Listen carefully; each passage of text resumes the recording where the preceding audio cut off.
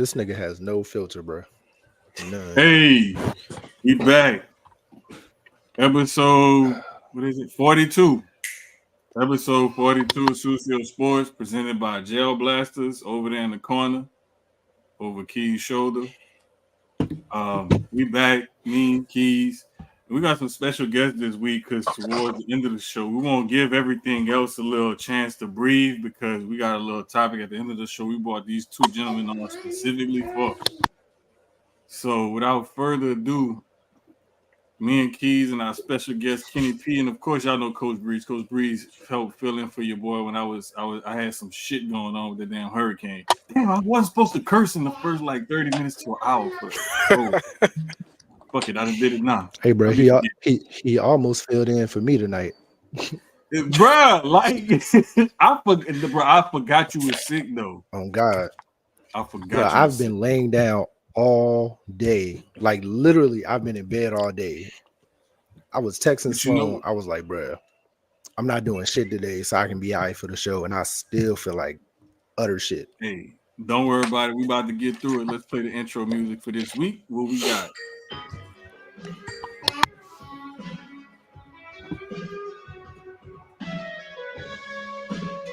Y'all know I'm a huge Big the Plug fan, man.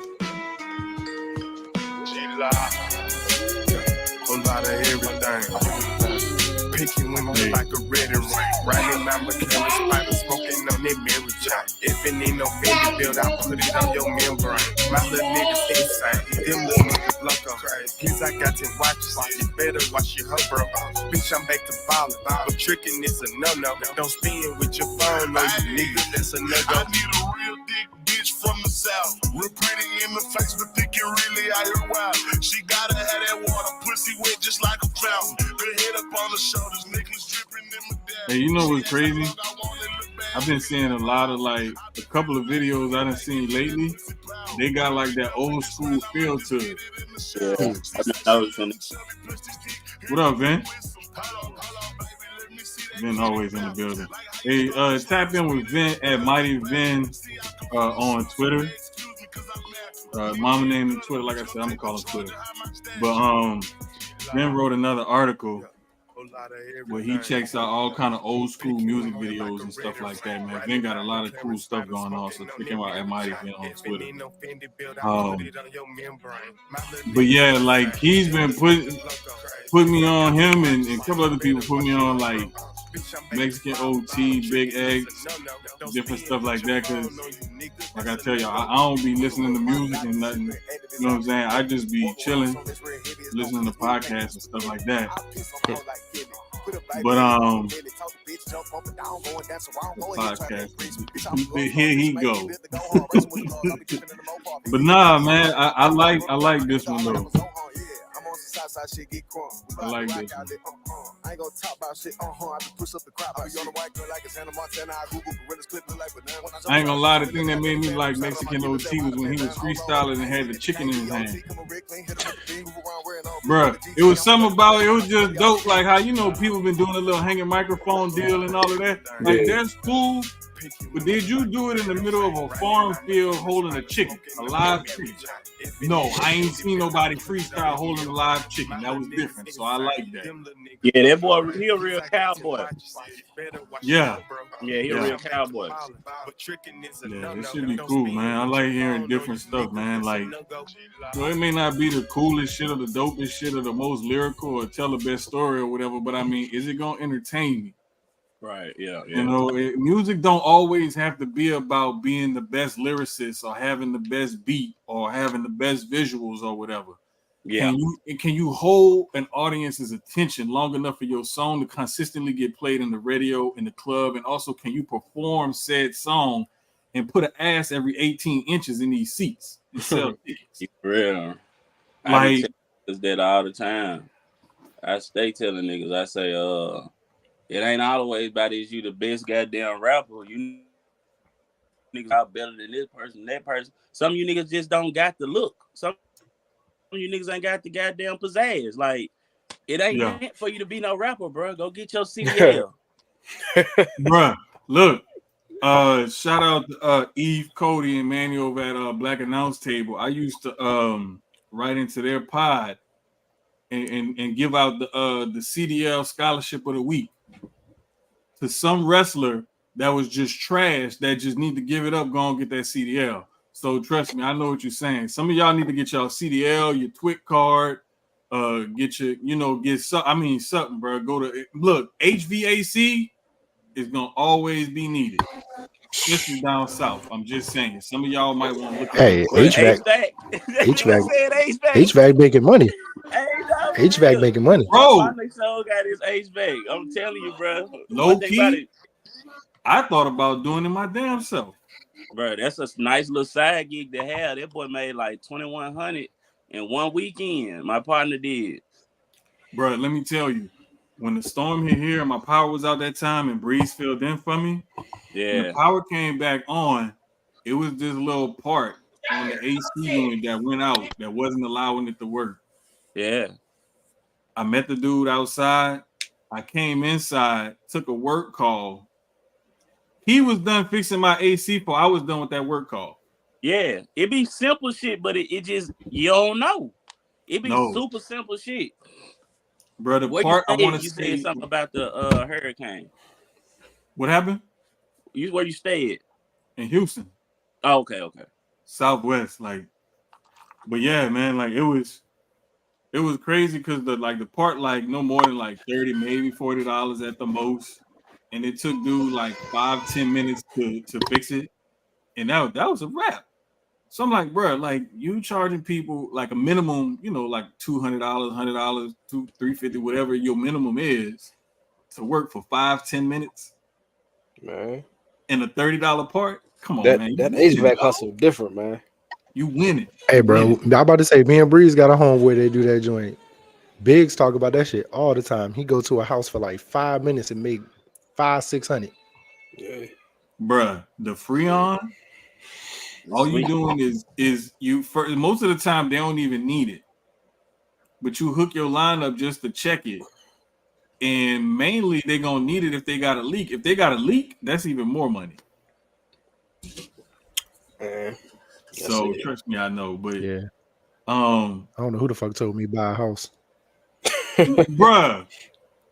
Let me tell you, I still gotta fix my fencing stuff, and it's you seen it. It's not gonna be fun. Yeah, because it's a lot to fix. It's a lot to fix. But shout out to you two fellas. Appreciate y'all for coming on. Anytime, good brother. Take a drink with you, man. Okay, what's Jail Blaster before we get started? What's Jail Blaster? Bro. So Jail Blaster is I'm trying to think. It's like a pellet gun, but it's got the little gel. Okay, yeah, I know what that is. Then okay, yeah, I know what that is. Them they shoot the little gel capsules. Yeah, I thought that was some shade shit, man. That's why I was like, what the hell is Jail Blasters? Nah, bro, that shit real. That shit fire too. I got 12. No, actually, I got 3 left now, but them shits like that. I be shooting the kids all day. Hey, man, before we forget, I gotta email Cammy and tell her because I could come any weekend, go by the warehouse and pick up that stuff.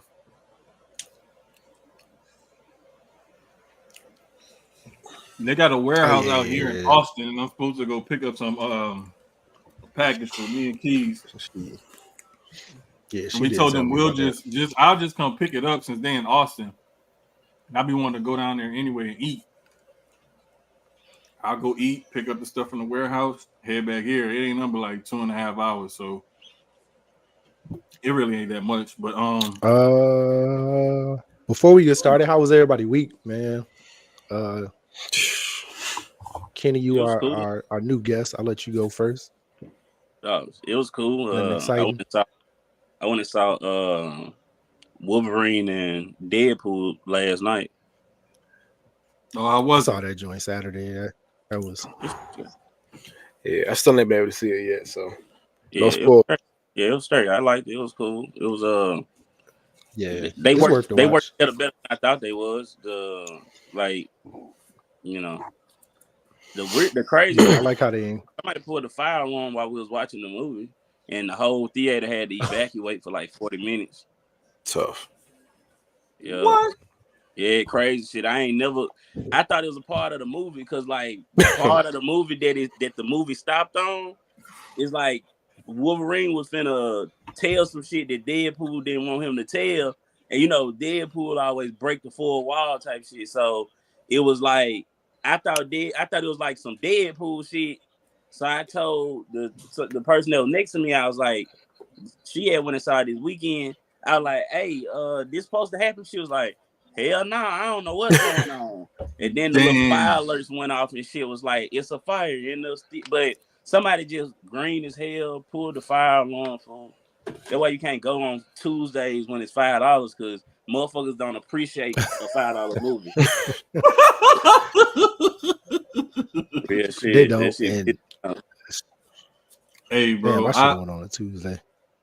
Look, we got a movie theater like literally like 5-10 minutes up the road from here from the house, and I like it because I went and got a whole burrito from Chipotle or whatever.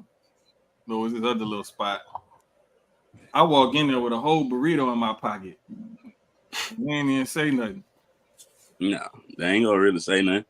Yeah, look, I was just like, nah, man, I want it because I want to go to the movies and like eat. Like sometimes I want some wings or something. Like I don't want popcorn all the time. Like I want to sit down. Oh no, bro. When you go with a John, you got to make sure she bring the big purse. Y'all stop at like Subway or something like that. Wawa, Sheets, whatever. Yeah. Throw that because they don't check bags and stuff no more like they used to. They did at one point, but they stopped doing that shit. Yeah, they stopped doing all this shit. That's what I went with my coworker. She and her daughter. She had the purse. Man, we went straight by. We went to the bar first to kill a little time, and then we went straight by Dollar Tree. It's right next to the theater. They placed this shit like right by the theater, like they know what's going on. Bro, they do. God. I'm about to say the joint I was at. It was a pizza spot, Ethiopian spot. It's like a bunch of stuff, literally right outside that joint. Yeah, like bro, ain't nobody finna for $10 for a fucking box of Mike and Ike's. Dude, bro. Yeah, that's crazy. I ain't gonna lie. The Deadpool 10 can, I wanted it. I ain't even gonna hold you. I definitely wanted it. Motherfucker, $34, dog. Man, I got a Deadpool tattoo. I feel like I should get a free ticket to the movie, man. I'm saying you need to holler at somebody about that. I really wanted that the baby Deadpool joint, but when she said you got to buy the popcorn separate, I was like, yeah, I don't want that shit. Nah, I'm good. The 10 can cool because it come with the popcorn. I'm cool. Yeah. I'll take that one. Nah, they be tripping with all that souvenir cup. Yeah, that's why they fuck you at. They don't really get no money out the ticket sales. They get money. The license for the damn concession stand. Man, yeah, the concession stand really with a fucking hot dog was $6. I was like, yeah, they tripping. Man, the theater near me, they sell wings and pizza and shit and that motherfucker, man. Like they. Yeah. Look, I read a thing I like to go to a few years ago where NFL teams they pay for like just a cup of beer. It was like 50 to 75 cents, but that back then they was charging you like $7-8 for that cup. They making so much profit off of just one cup of beer.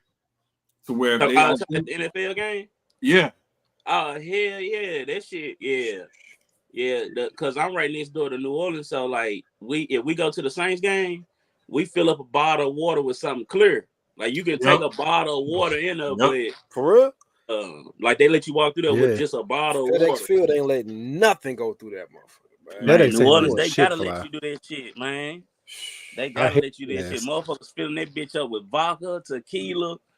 Man, you ain't finna pay all that money for a goddamn one beer, like $7-8. Look like I'm going to a Saints game.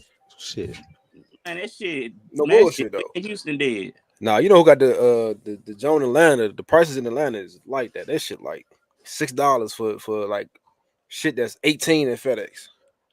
Bro, I don't buy no food at FedEx. Like one Atlanta. They made their menu and the concession stands like that on purpose. Pizza I had that was fire though. Yeah, it was like Mini $6 for a pizza. bed. That shit like $18 for a bed in FedEx Field, bro. Like I Yeah. don't like a Not normal really buy. is, I don't buy shit in FedEx Field. I will get blackout drunk in the but that's parking lot because it's. before I buy anything. Is that because it's inside Well, No, it's not technically DC. It's no. Maryland. That Is it shit is because in it's Landover, Maryland and the Maryland. That taxes? shit, no. That's what I'm talking about. Like, is it because of the taxes in Maryland? No, it's because Dan Snyder was greedy as a motherfucker. That's why. they might say Dan Snyder. That makes But look, makes the sense. thing is, they still makes trying sense. to pay I for do that that on Madden. stadium and make money and I'm greedy stuff. on Madden. And they know people there got the money. And the messed Oh, up yeah. part about it is a lot of them, it's not even the politicians in DC that's driving up the income that make them, when they do them studies, say, oh, people here got money. It's the people around the politicians that live there that's making all the money, that's driving up the median income. It's the people that like that. That's Well, what the, it's not that's just what that, because if you Breeze know, if you go to a Commanders game, depending on who they playing, majority of the time it's a home game for the other team, for real, for real. So the price is really for like the visitors. It ain't even for the home team fans. Because I've seen a Dallas game where that joint is all blue, silver, and white, or an Eagle game is heavy green and black. So yeah, it's mostly like the visitors that's paying all that, because they gotta eat because they out of town. They got it to the point now in FedEx where the tickets on the visiting side of the field cost more money, because it got to a point where people, but the visiting team was traveling so well, it was literally like 50-50 or 60-40 the visiting team, like they fans and shit. Like literally, like I got season tickets to the Commanders. So like if you get tickets on the other side of the field, that shit costs more money than they do for the home side of the field. It was crazy. But what's crazy is, and I've seen it here in Houston, especially when the Texans were bad, people were getting mad because fans that had season tickets were selling their season tickets to outsiders. Yeah. Just to get rid of their ticket. Yeah. So you even had people that was, and the way some people knew and found out is because like a lot of them, especially the PSL owners, the ones who have it from season to season to season, and they get the same seats. Yeah. They looking in them seats and they like, wait a minute. I'm seeing different jersey and this and that. That's not the same people that normally sit there. Yep. People started picking up on it and stuff, and it was like, wait a minute. If this place sees, like, let's just say 75,000, and the team sold 40,000 season tickets, but it sounds like it's like 50,000 of the other fans that's here. The math ain't mathing. Where they getting these tickets from? Shit, all right.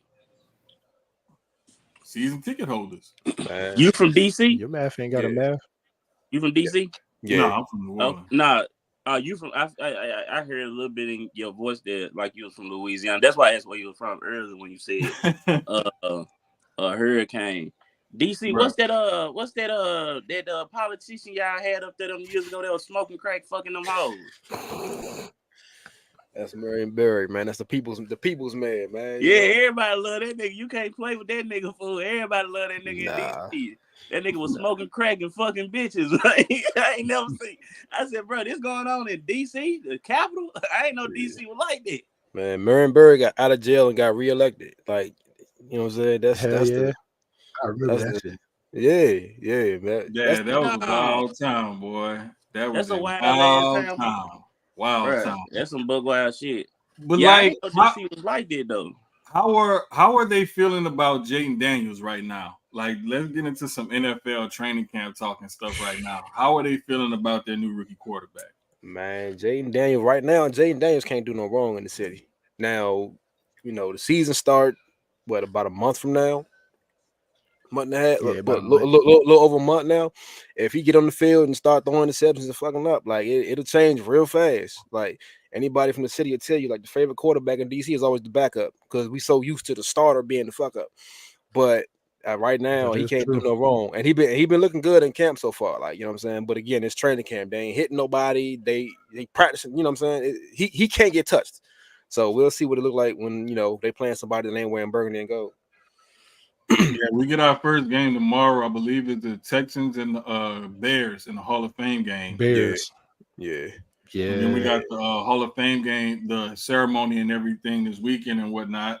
Yep. But I was saying, Keyz, when we was putting together the rundown and stuff, I was like, man, you realize we got football to talk about, a game or something to talk about every weekend from now until early February. Until February. Valentine's Day weekend. Yes. Bro, all the way through. It's beautiful.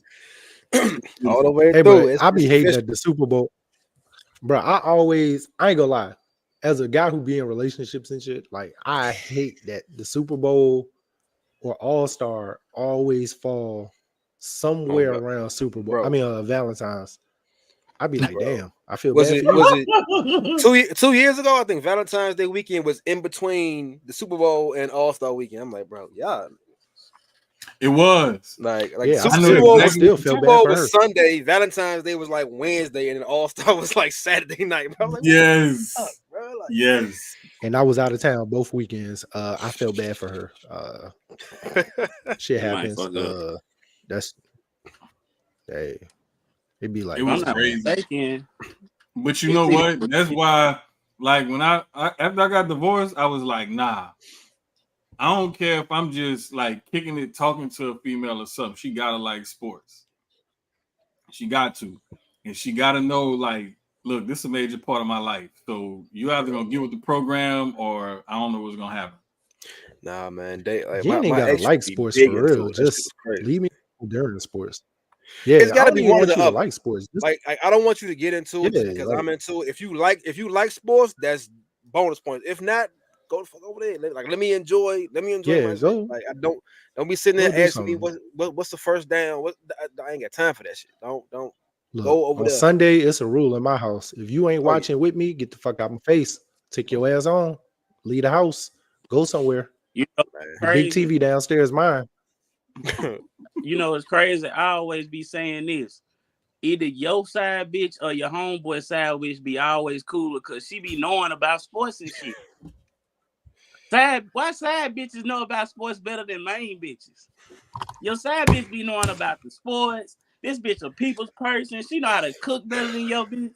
It's like this bitch just be an all-around package. Like, why side bitches be knowing about sports but main bitches don't? Let me tell you why. That's crazy, yeah. That's crazy. A side chick has to put in more work than a main. Yeah. So a side is gonna do stuff that the main ain't gonna do. And this goes back to Reese talking about how DC's favorite quarterback is the backup. The reason why I'm bringing this up is because there was a fight today in Steelers camp.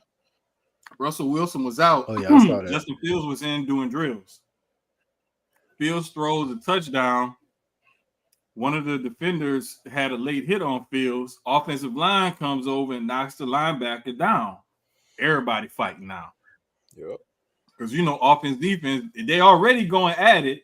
And the defense already pissed because the backup, who we just traded a 4th, 5th round pick for, that's a quote-unquote bust. And we got this other corny dude at quarterback that everybody say corny. I got a different opinion of Russell. But he not playing. They knock him down or whatever. And, you know, boom, boom, boom, one thing led to the next. So it's like the backup is doing the most he can because he's trying to impress everybody because he's trying to win that starting job or get signed by somebody else somewhere next season, which means your backup, aka your side chick, is always going to outwork your main, your starter, because that side wants that main position. It's the same thing in sports. Exact same thing in sports. That's a hell of a way to put it, but I can't poke no holes in that theory though. But it's a reason why it's like that though. But because like that side is gonna do stuff that your main not gonna do because they're trying to keep your attention. Your main has a position and has a contract paying 30, 40, 50, $60 million a year. Side got that contract, you know, 3, 4, 5, maybe 8. Bitch, you fuck up, you gone. Exactly. Your ass will be playing for somebody else's team. You won't be out of this program. Thank you. That's a fact. That's a fact. This is why I say a lot of times sports and real life intersect more than what people think. You just have to like put your thinking cap on and just realize it for a second. If you understand sports, you should be able to understand real life. And if you understand how real life works, you should be able to understand sports. You would think. You would think. But At least on a surface level, at least, like, you know what I'm saying? Common sense ain't common. And even though paying attention is free, motherfuckers still can't afford it.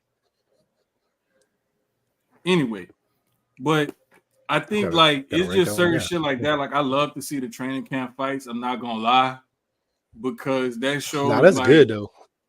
It is. It's a team building thing because it's like the offense gonna stick up for the offense, defense gonna stick up for the defense.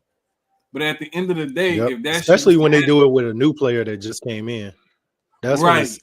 When it's like it's dope when it's a new player that's getting into it and everybody's running to his defense. Because usually it's like the niggas who've been there 5-6 years, like that's your man's, you know what I mean? But like when it's somebody who fresh just got there and y'all taking up for him, that's when it's like, all right, we gelling now. Right. And you should always do that for your quarterbacks though. And I'm glad they did that for Samantha Urban trying to break Twitter, bro. I literally just saw it. I'm trying to send out. Did both of y'all see that at the same time? No, I've been saying it, but when he said "whoa" like that in the middle of a sentence, I just had a feeling that that's what he was talking about. I seen it 5 minutes ago. What is it? I seen it like 5-10 minutes ago. I'll send it to you. It's wrestling related, but it's an announcer. All she is an announcer, dog. I promise you. Fine. But the shit she been posting the last Man, did you 8-9 months? Nah, hold on. Kenny, we gonna know when you get it because we gonna see your face. That's all I'm gonna say. Oh, here we go. That's all I'm gonna say, dog. It's a picture. Where did she post it at on Instagram? I saw it on Twitter. It's on both of them. I'm about to say she don't post none of that on her on her actual Twitter page. Oh, hold on. She wilding. Hold on, I'm about to send this to you, Kenny. I sent it to you on IG. Nah, I ain't gonna lie, bro. Either her and Ricochet going through some shit, or he's really secure in his relationship, dog.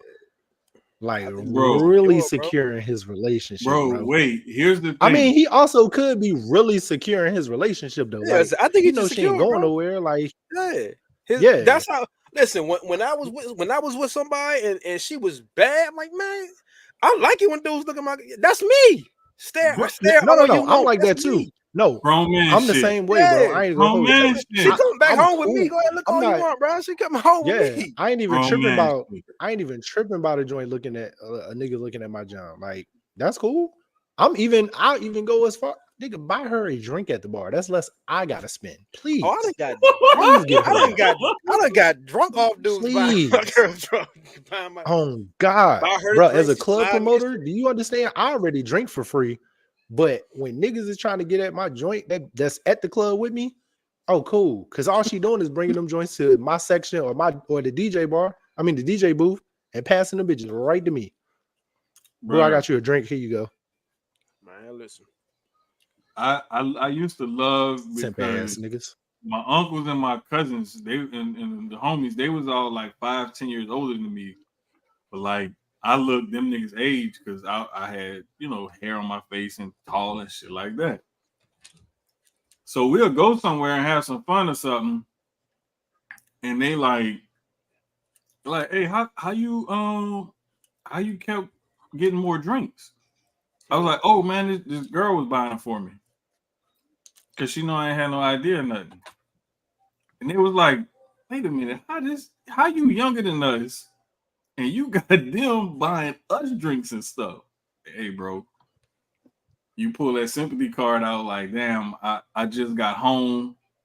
I ain't got no ID. I barely got in here. You know what I'm saying? Boom, next thing you know, they feeling sorry for you. Now they buying you drinks. They buying your cousin drinks, your homeboy drinks. You ain't pulled out $1 out of your pocket. Hey, brother, it ain't in you. It's on you. You feel me? Man, that's come on. That is.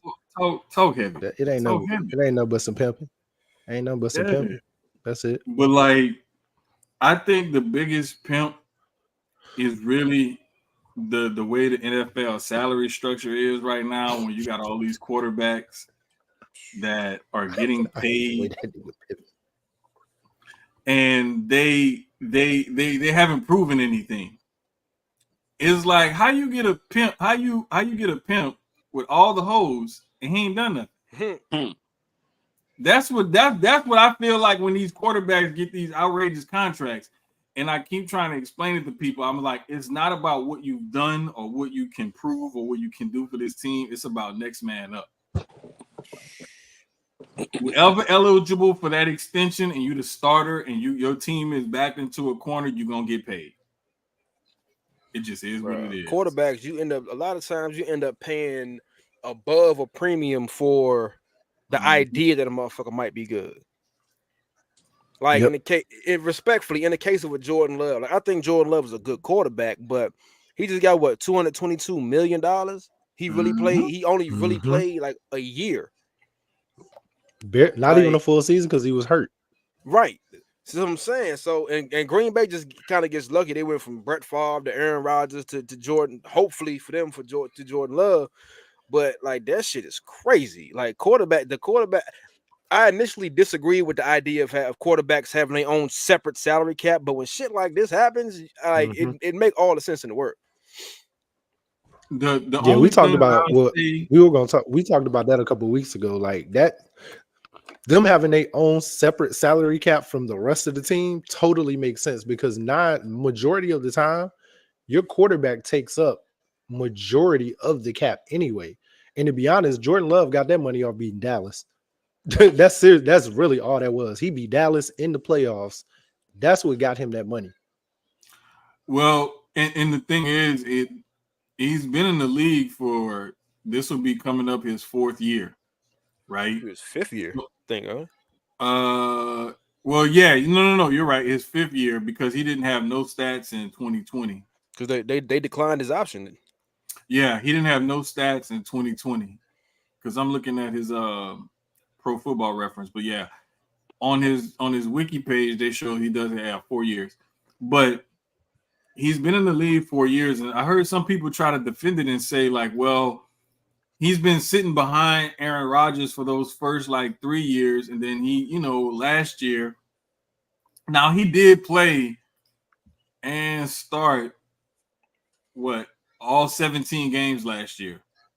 But when you look at the 2 years prior, he played in 4 games 1 year, didn't start any. Played in 6 games in 2021 and only started 1. He has a career 9-9 record with a 63.7 completion percentage. Like he is like mid. He is like he is like 5. On a scale of 1 to 10, mid. I don't know. Like I can't really say he mid though, because I'm gonna say 6. I'm gonna say like 6, maybe 7. I can't even judge him for real or give him like any rating of like mid or anything, because last year really the only year we can really judge, because the previous time he really was behind Rodgers. Like Rodgers was still there. So like last year was because Aaron Rodgers got hurt, shit like that. Yeah, like last year was his first year where it was like, all right, this is my team. He had the whole off season and all of that. So like I'm more judging off of just last year and last year alone, and then what he does this year. Them previous years, just same thing with Aaron Rodgers or anybody else who became great, like Tom Brady was. Nobody talks about Tom Brady first year. I mean, he did come in pretty good off Bledsoe getting hurt, but still, that first year wasn't all that.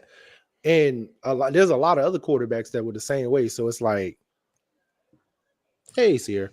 So yeah, like I gotta see what he do this season, and then I'm like, I bet I can really like judge where I feel like he's projected to be when I'm looking at last year and now this year. He's got more weapons, better offense, and he's had the offseason with these same weapons too. So better running back, better wide receivers. We should see a leap out of him this year. And What That I'm division waiting to crazy see is when the guaranteed money and everything else is on his contract, because a guy that I go to when I talk about stuff like this, one of the things we always talked about, he was like, look at the guaranteed money and look at when that dead money is either very low or non-existent, when there's no more guaranteed money left on the contract, or when that dead money, that cap hit, is like a fraction of what it was earlier in the contract. He was like, that's when teams normally will cut a player because they know I could cut him. It ain't that big of a cap hit, and I could fade the rest of that contract. I ain't got to pay it. So I'm looking to see where the guaranteed money is. I'm imagining out of the 150 or so, whatever that was guaranteed out of the 220 at signing, or no, guaranteed money, most of that is going to be in the first 2 years. You're going to have another chunk in that third year, and you may have a little bit in that fourth year or nothing in that fourth year. So that way they can renegotiate it after 3 years. Most of them have it paid up to the first 3 usually. Exactly. When you have a 4-year deal, most of that guaranteed money is paid up in the first 3, just in case they don't want to have to pay you that base salary for that 4th year. Yeah. And this is why guys end up holding in or holding out, just depending on how they want to waste their money under this new CBA. But I hate the only thing I hate is when them damn rookie, especially like the wide receivers, the niggas on them rookie contracts holding out. That shit don't make no, like the Brandon Ayuk situation, to me, that still don't make no sense for him to hold out, because nigga, you ain't like that. CD, I could understand CD holding out. The only way it get tricky because like you gotta, like, I guess it's different when you in the NFL and like you're the player, but from the outside looking in, it's like, not just as a fan, but just looking at the business of it is tough, because there really isn't a lot of money to spread out for real. Like to really pay everybody the way you want to pay them or the way they want to be paid is hard. Yeah, especially like you got, like looking at Dallas, you got Micah. Micah's about to come up. Micah got to get that money, or you're gonna look stupid if you don't pay Micah. CD about to get his money. Dak, I think they're gonna let Dak walk. We talked about that on last week's show. I personally do think they're gonna let Dak walk. It's not about who do they have. They're just gonna start over, or they're gonna find. I mean, free agency, etc. They're not gonna look at Trey Lance. You can laugh all you want, but it's more or less like who's gonna be out there in free agency that they can grab, because you know what I mean. Like I said, the Dak project, I think it's time. From a pure unbiased standpoint, it's definitely time to just cut it short. Wait. Pause. Time the fuck out. Full disclosure. He's an Eagles fan.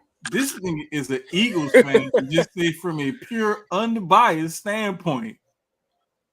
I can't be an unbiased sports analyst though. Like that's crazy. I can't unbiasedly be like. I agree. I agree with Keyz to an extent. I'm on your side, Keyz. I'm on your side. Yeah, I can't stand them niggas, but I'm on your side. Don't get me wrong. I can't stand that stupid ass fucking star. Fan. Since you want to get me started, I hate that fucking star.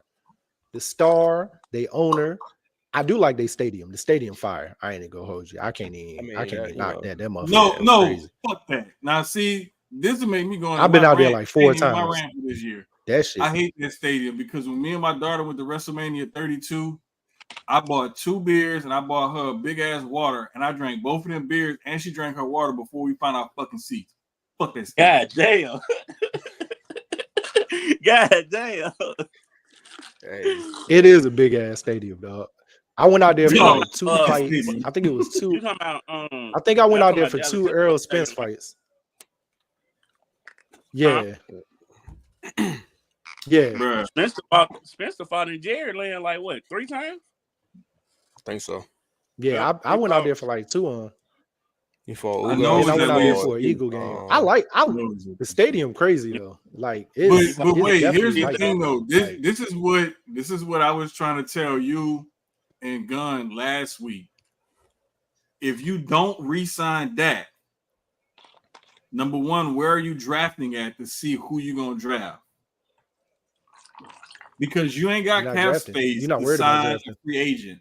Number two, even if you try to sign a free agent quarterbacks don't grow on trees. Unless your name is unless No, you're not talking that, about not like just Kirk that, but Cousins, good quarterbacks don't become free agents. Exactly. Also, Starting but caliber also, quarterback. look where they got Dak. Where did they get? What round did they get Dak in? 4th round. Right. Yeah, but hitting on 4th round quarterbacks don't happen every day either. They got lucky with that. That's true, but this is a heavy. I think this is would you say this is projected to be a heavy quarterback draft or a really good one? Better than last year from what they're projecting. I think it's a bigger class. I don't know if it's deeper talent wise though. Yeah. See that and they can always trade up. That's the other part. Yeah, they can always like I was ammunition to telling trade y'all up. last Really week, are high on. Everybody's high on Shador right now. Everybody's also high on what's his name? Ewers from Texas. It's a couple other guys like it. Yeah, Dallas not be picking high enough to draft either one of them. Carson Beck may get some looks. A lot of the people Carson Beck, yeah. And a lot of the people, to be honest with you, at some point because he's the quarterback of Georgia. Yeah. So which and you got to remember though, a lot of the teams prospects.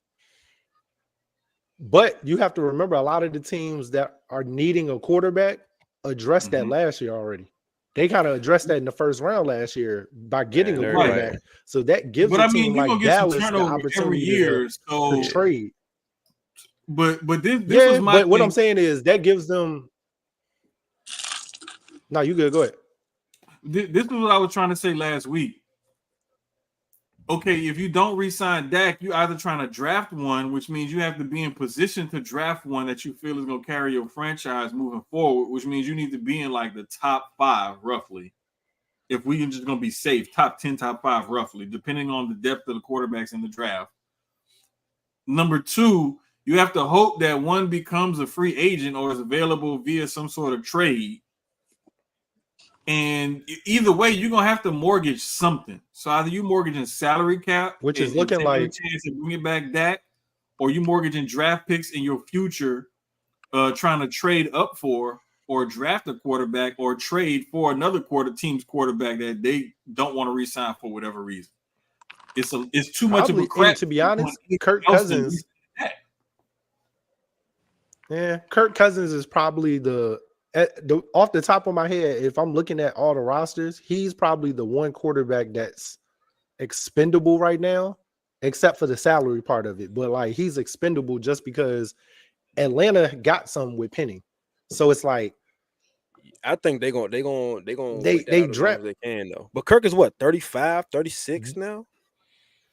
Yeah, he ain't got too much longer left. Or 33. Like Kirk is he's on the back end of it. Right.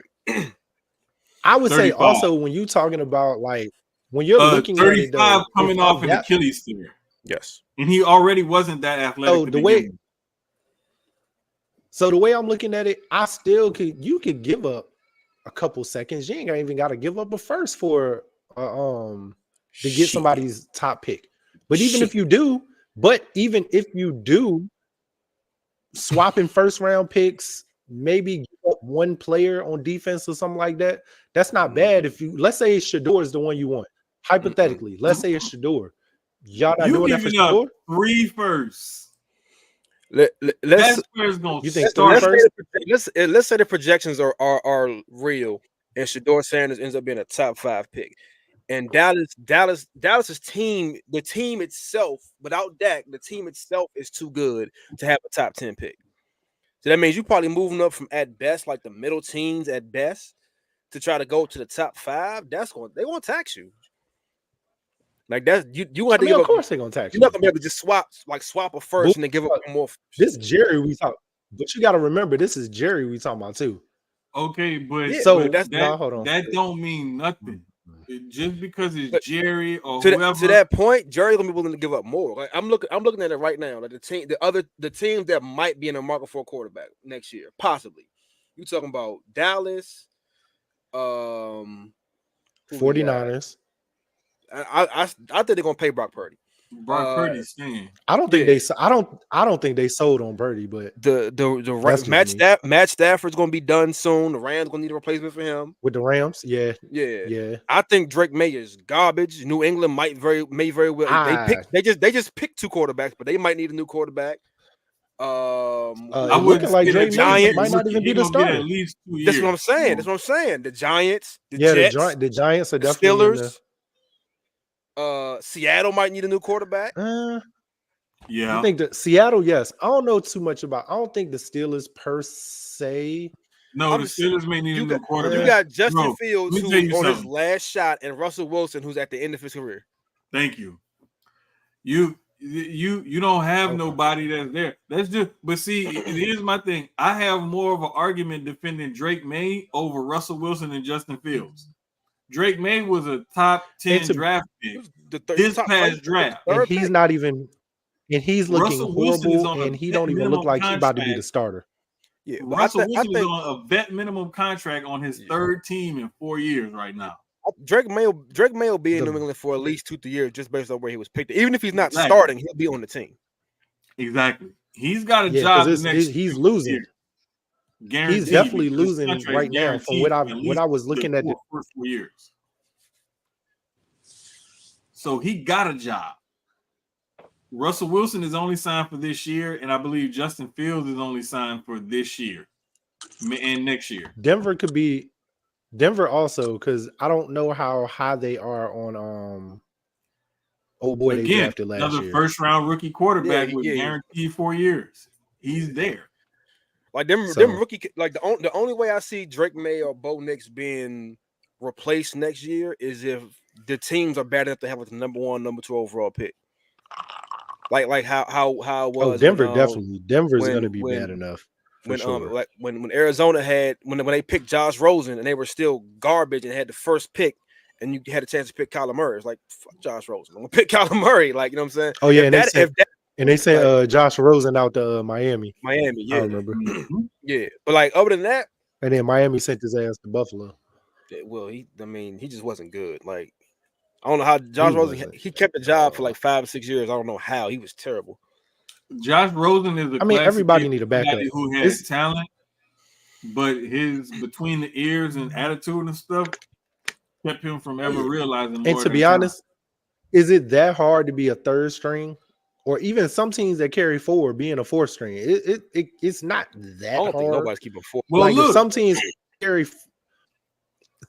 Teams do what they used to, not as much as they did before, but nowadays, if teams carry 3 quarterbacks consistently on the roster, it's something wrong. Yeah, a lot of teams keep 2. They keep 2 and they maybe 1 on the practice squad, right?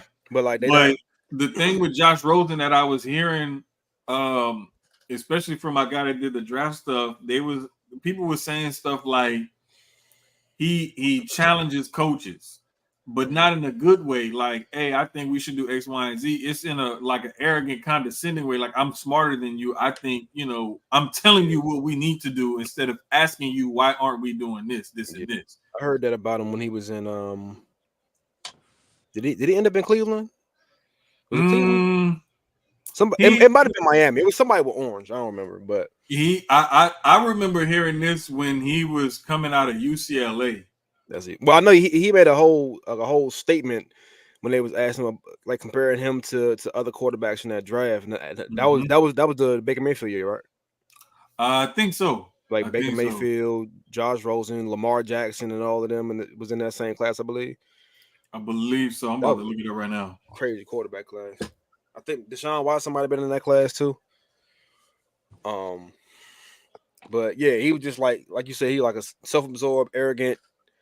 I'm smarter than you, I'm better than you type dude. And as a rookie who ain't done shit, that kind of shit rub people the wrong way. And especially when you get on the field and you still ain't shit on the field. Like, oh yeah, it's been gone. Oh, okay. So that draft, it was Baker Mayfield, Sam Darnold, Josh Allen, Josh Rosen that went in the top 10. Who was the rest of that class though? Because Lamar was in that class, wasn't he? Saquon, Denzel Ward, Bradley Chubb. No, I'm talking about the quarterbacks. For the Colts. Roquan Smith. That Notre Dame tackle Mike McGlinchey, Minka Fitzpatrick, Vita Vea, Deron Payne. Fucking draft. God, yeah, that's the year the Redskins at the time picked Deron Payne over Derwin James, and I was mad as a motherfucker. Yeah, Deron Payne is good, but god damn.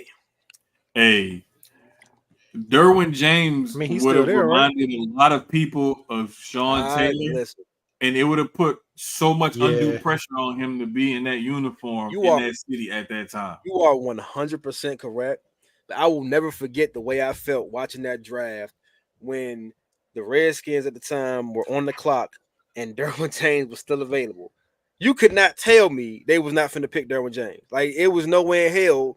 Like, I think everybody thought they were taking Derwin James. Bro, we ain't had a safety since Sean Taylor. It's like, bro, Derwin James, like, this is the best safety on the planet. Pick Derwin James. And again, Deron Payne is good, but we had just picked Jonathan Allen the year before that. Like, bro, we don't need Deron. At the time, we don't need Payne. Now, I think Payne is better than Allen now, but whatever.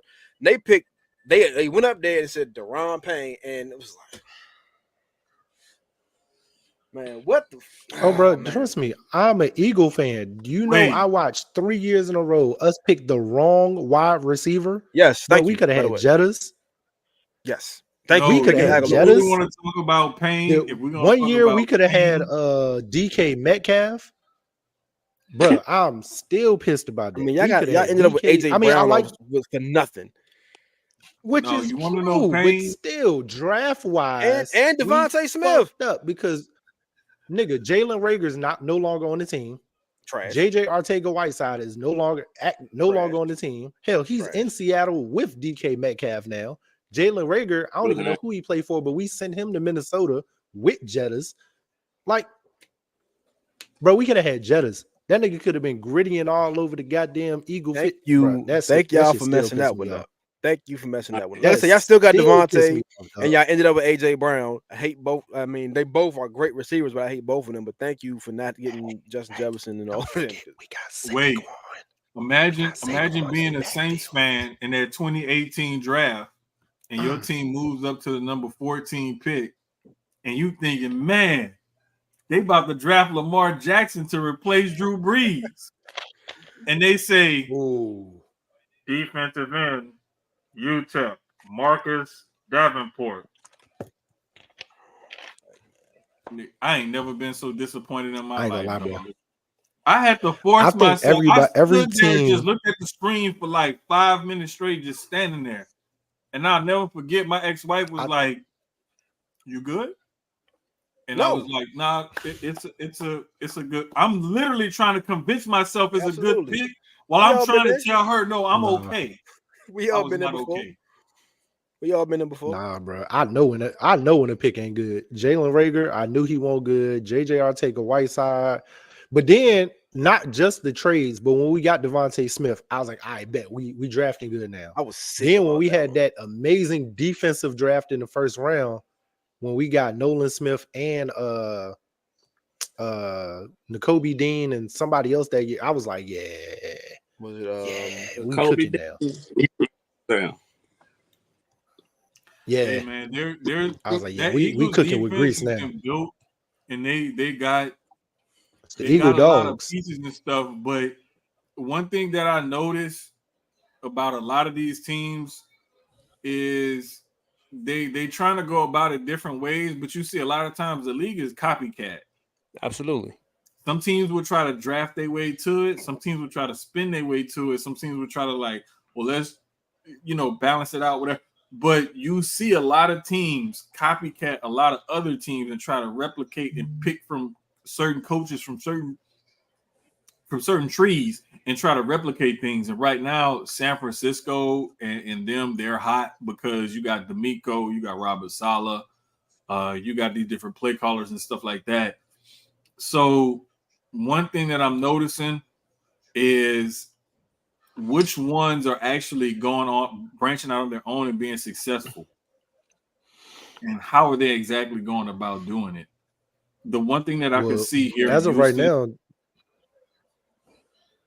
I was gonna say D'Amico, he's clear above everybody. Like what he did in that first year with Houston is amazing. Like he turned that franchise around from day one, from the moment he stepped. They got to run that back this season though. So it don't look like a fluke though. They got added running back. And to be honest, when you add Stephon Diggs and you give young boy another weapon, like a legit weapon. Not only that, but they added Joe Mixon. And the thing is, I think Joe Mixon is going to be the more important signing than Stephon Diggs. And I don't care how people feel about that. And I've told Texans fans, and they was like, well, what you mean? They intrigued by the shit.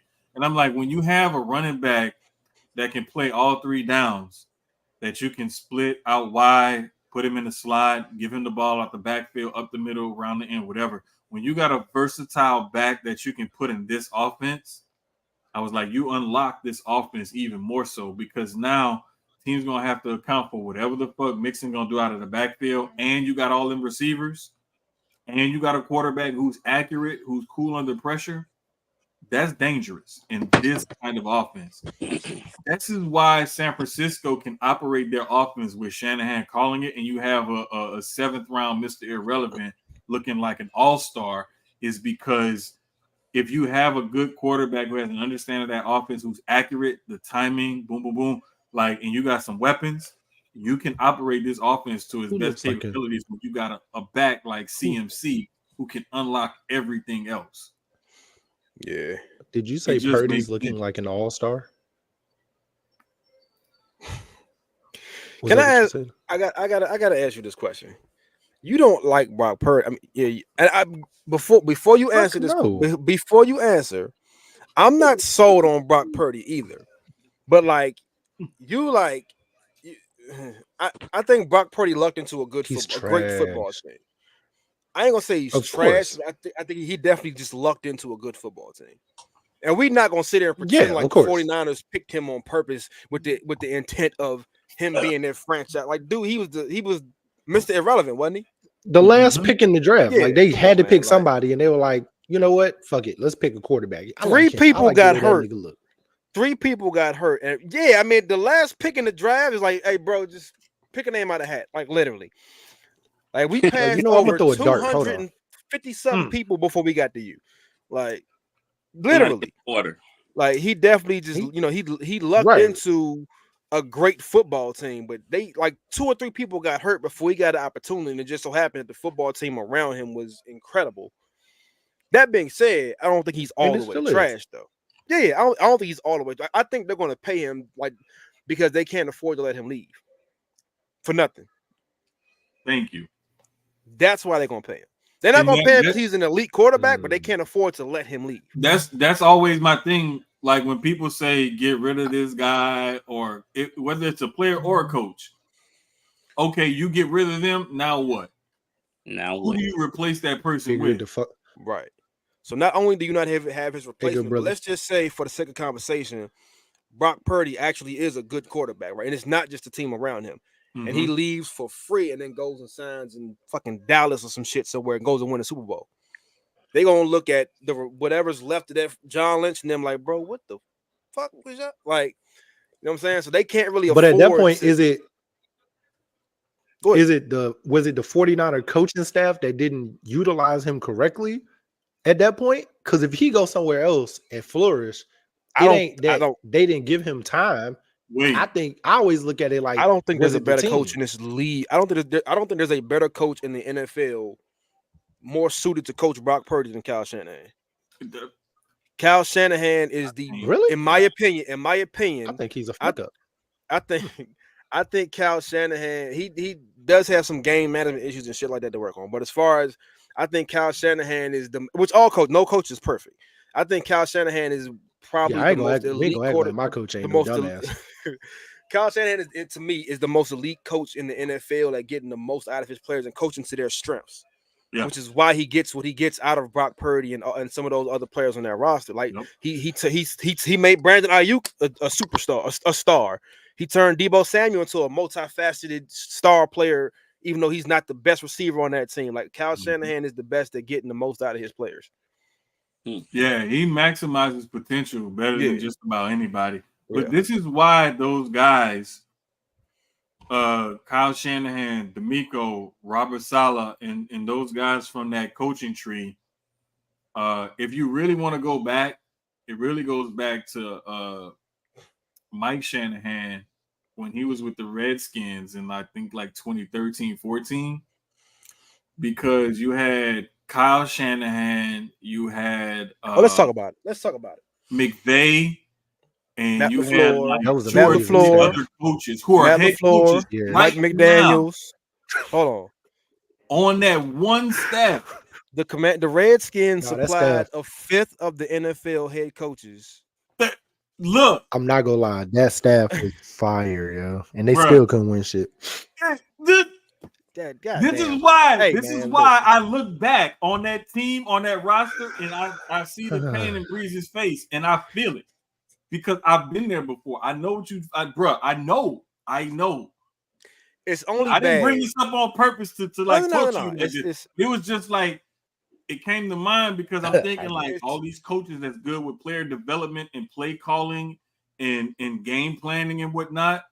it's only bad because when they fired Mike Shanahan, and everybody knew Kyle Shanahan wasn't going to stay, they just fired his father. Like, fuck, like, he's not going to stay. Yeah. Most people was like, Yeah. bruh, hire, like, at this time, like Sean McVay was like a quarterback coach at the time. He's like, bro, Mhm. he got next. Like, hire this nigga. He the one. And they hired Jay Gruden. And he was like, fuck. Yep. And then Yep. Jay Gruden kept Sean McVay to be his OC. And he was like, Mhm. bro, fuck Jay Gruden, pay Sean McVay. And what a year later, Sean McVay, they allowed Sean McVay to interview for the Rams job, thinking he was. I mean, they couldn't block it because it's a promotion, Mhm. but thinking he wasn't gonna get offered the job. He gets offered the job, accepts it, and then goes and wins the fucking Super Bowl. Like, But the crazy part is they didn't realize he had a relationship with the people in the front office with the Rams, though. That's the other side of it. He had a relationship with them. So that's why that's honestly, I ain't saying that's why he got the job, but that was part of it. And that's what made it comfortable for him to be like, all right, I'm gonna take this opportunity because I know the people in the front office over here. I fuck with them. Like, let me go over here and see what this like. And if it don't work, I can always go, wherever. But yeah, those. But I love that coaching tree because that whole. If we really want to get into it, and this was one of the topics that I had to either write about or have another pod about or something like that. But if you rank coaching trees in NFL history, that Mike Shanahan coaching tree is above the Belichick coaching tree. And I'm not talking about Shanahan versus Belichick. I'm just talking about the coaches that they produced and what those guys produced. I think the Belichick tree is trash. Belichick tree it ain't even a tree. The Belichick tree is like that little it grow and it got a few little branches or something. Because it's like the run of the litter. Unless I'm tripping, really, yeah, every coach that left Belichick went to be a head coach, and they ended up back with Belichick because they weren't good. Like Charlie Weiss, Romeo Crennel, Josh McDaniels. I'm missing one more, but Charlie Weiss ended up going to Notre Dame and have the image. Like, Charlie Weiss ended up in Notre Dame. He was fired with Notre Dame for he was decent for like 2 or 3 years. He didn't do shit at Kansas, right? Romeo Crennel didn't do shit without didn't do shit in Cleveland and Kansas City, and damn sure didn't do shit when he had a chance to fill in Houston. So it was Josh McDaniel is god awful as a head coach, bruh. Like, he caught lightning in the bottle that 1 year with Tebow and Demaryius Thomas in that playoff game against the Steelers with that fucking magical slant pass that Tebow. I still cannot believe Tebow completed that pass. Does Gerard Mayo count? I am the only person who believes he does. He does count, but does he count because he was no, he counts because he played and coached under Belichick. Mike Vrabel is the one that's like, okay, there was some Vrabel, yes. I'll say Vrabel's probably been the most successful. Am I still the only one that actually? I felt like Brady could have been. Tebow. I still. We ain't gonna get into it. Never mind. And yeah, that Andy Reid tree is fire. Yeah. DJ, the Andy Reid tree is yeah. But shit, Andy Reid came from what tree did Andy Reid come from? Bill Walsh, the Bill greatest of Walsh. all Yeah, time. yeah. Okay. Yeah, he That's came what I from the thought Walsh it was, tree. but I didn't want to be wrong. But yeah, Bro, if you look at Bill Walsh sent you Mike Shanahan. the Bill Walsh tree is like the greatest tree of all time. And I think that's the greatest tree.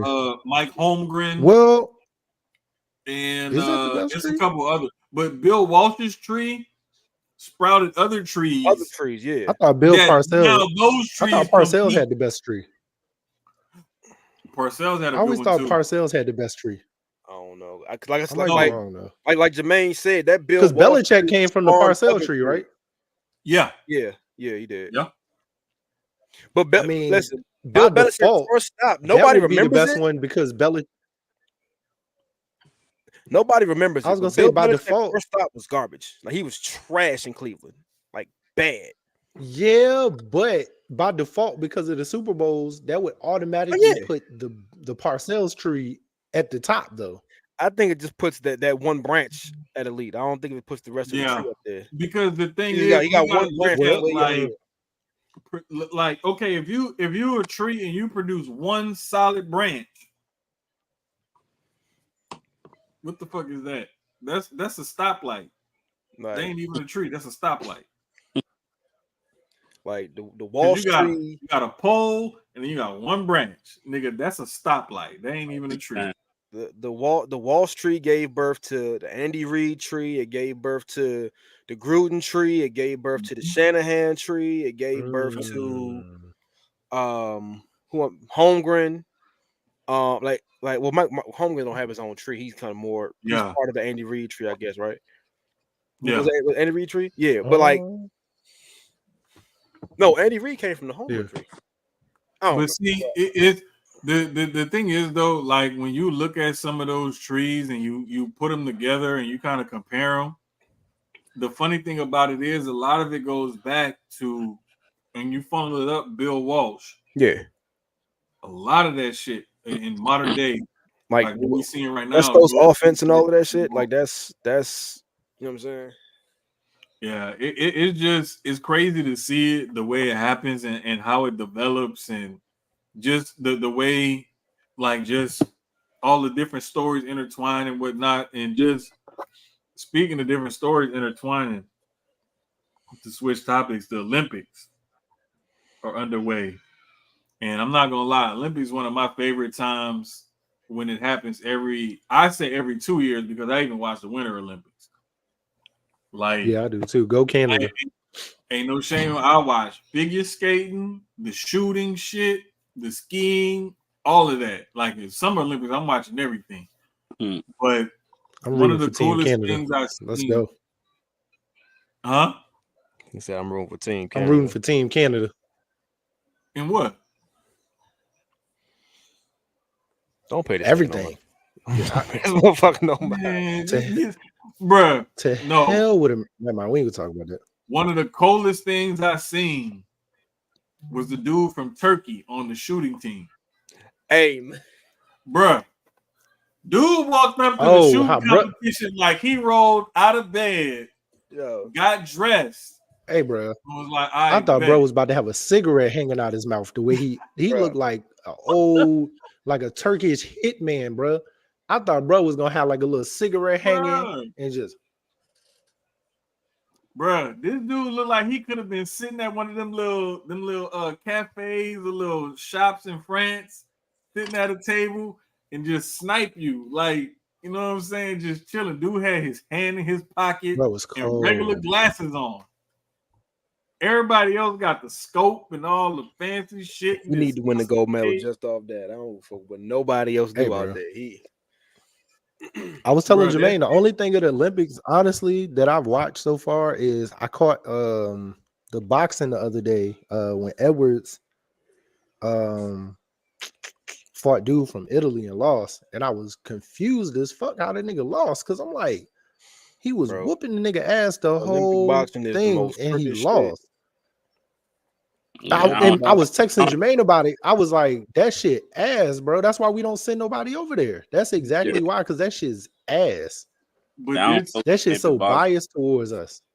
Look, this is what I was telling him, and I'm so glad we had y'all on and that we had this conversation because I wanted to make sure I get some boxing people opinion on this one.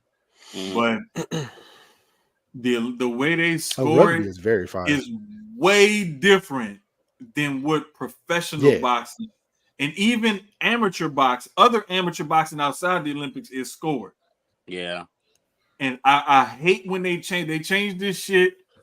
It wasn't after 96. It may have been after the 2000 or the 2004. It was sometime after 96. I know for sure is when they changed. They said it was after Floyd. They said Floyd. It was after Floyd when they 96, changed it. right? That's what I'm saying. I knew it was after 96. I just can't remember when. That's when they changed everything. Hey, and this Floyd, is another Floyd reason why I say Floyd got cheated, bro. Floyd got cheated, dog. Floyd got cheated. This is why I say Floyd had a bigger impact on boxing than what people want to give credit for. Who? Is because he changed amateur boxing and he changed professional boxing. Yeah, Floyd fucked up boxing. He fucked up boxing so bad. I told you, I am not the only person that says this shit, dog. Throwing it up there. Y'all can catch it and come home with it, whatever y'all want. I'm just throwing it out there. I can't wait till we start. I can't wait till he fucked up boxing, but he helped out boxing too. I agree, and like he didn't intentionally fuck up boxing. Nah, he didn't intentionally fuck up boxing. Nah, the younger generation saw what Floyd did. Oh, I gotta do that. So everybody wants to be like Floyd. Now you can't lose a fucking fight. Right. You know what I'm saying? Dudes that have no defensive ability don't want to get touched. They you know what I'm saying? Like it's like Floyd niggas are ducking, or I'm sorry, they're being strategic now. Niggas is ducking. Fuck that. Niggas is flat out ducking. Niggas ducking. Oh, we gonna talk about that because me and you about to have a conversation when we get to boxing. You know who I'm talking about too, but we ain't gonna get there yet. No, fuck that nigga. No, we ain't gonna go there. And his daddy. Hold up. Wait. Oh man. Gentlemen, in your corners. Hold up. Nah, but the thing that I'm pissed off about the Olympics is the fucking the triathletes and stuff with the river. Oh yeah, they knew this shit ahead of time. Yeah, and they still didn't fucking do nothing about it.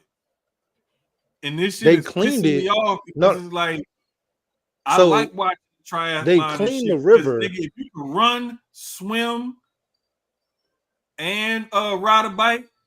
Yeah. Well, I think it's like 100 miles or 60 miles, some shit like that. Like, nah. Crazy ass shit. But the crazy shit is they cleaned the river up. They cleaned the river up. And then it was like a bad, what was it? Like a bad rainstorm washed a bunch of shit back into the damn into the river. So it was like they were saying every time it rained, it raises that E. coli level to where they can't swim in it. Yeah. And so they gotta like try to do the treatment and shit to get it back and keep pushing it back and stuff like that. But it's like, nigga, y'all ain't use a fucking almanac or the weather or something to like come, bruh, plan ahead, plan for this shit. Like that's all I'm saying.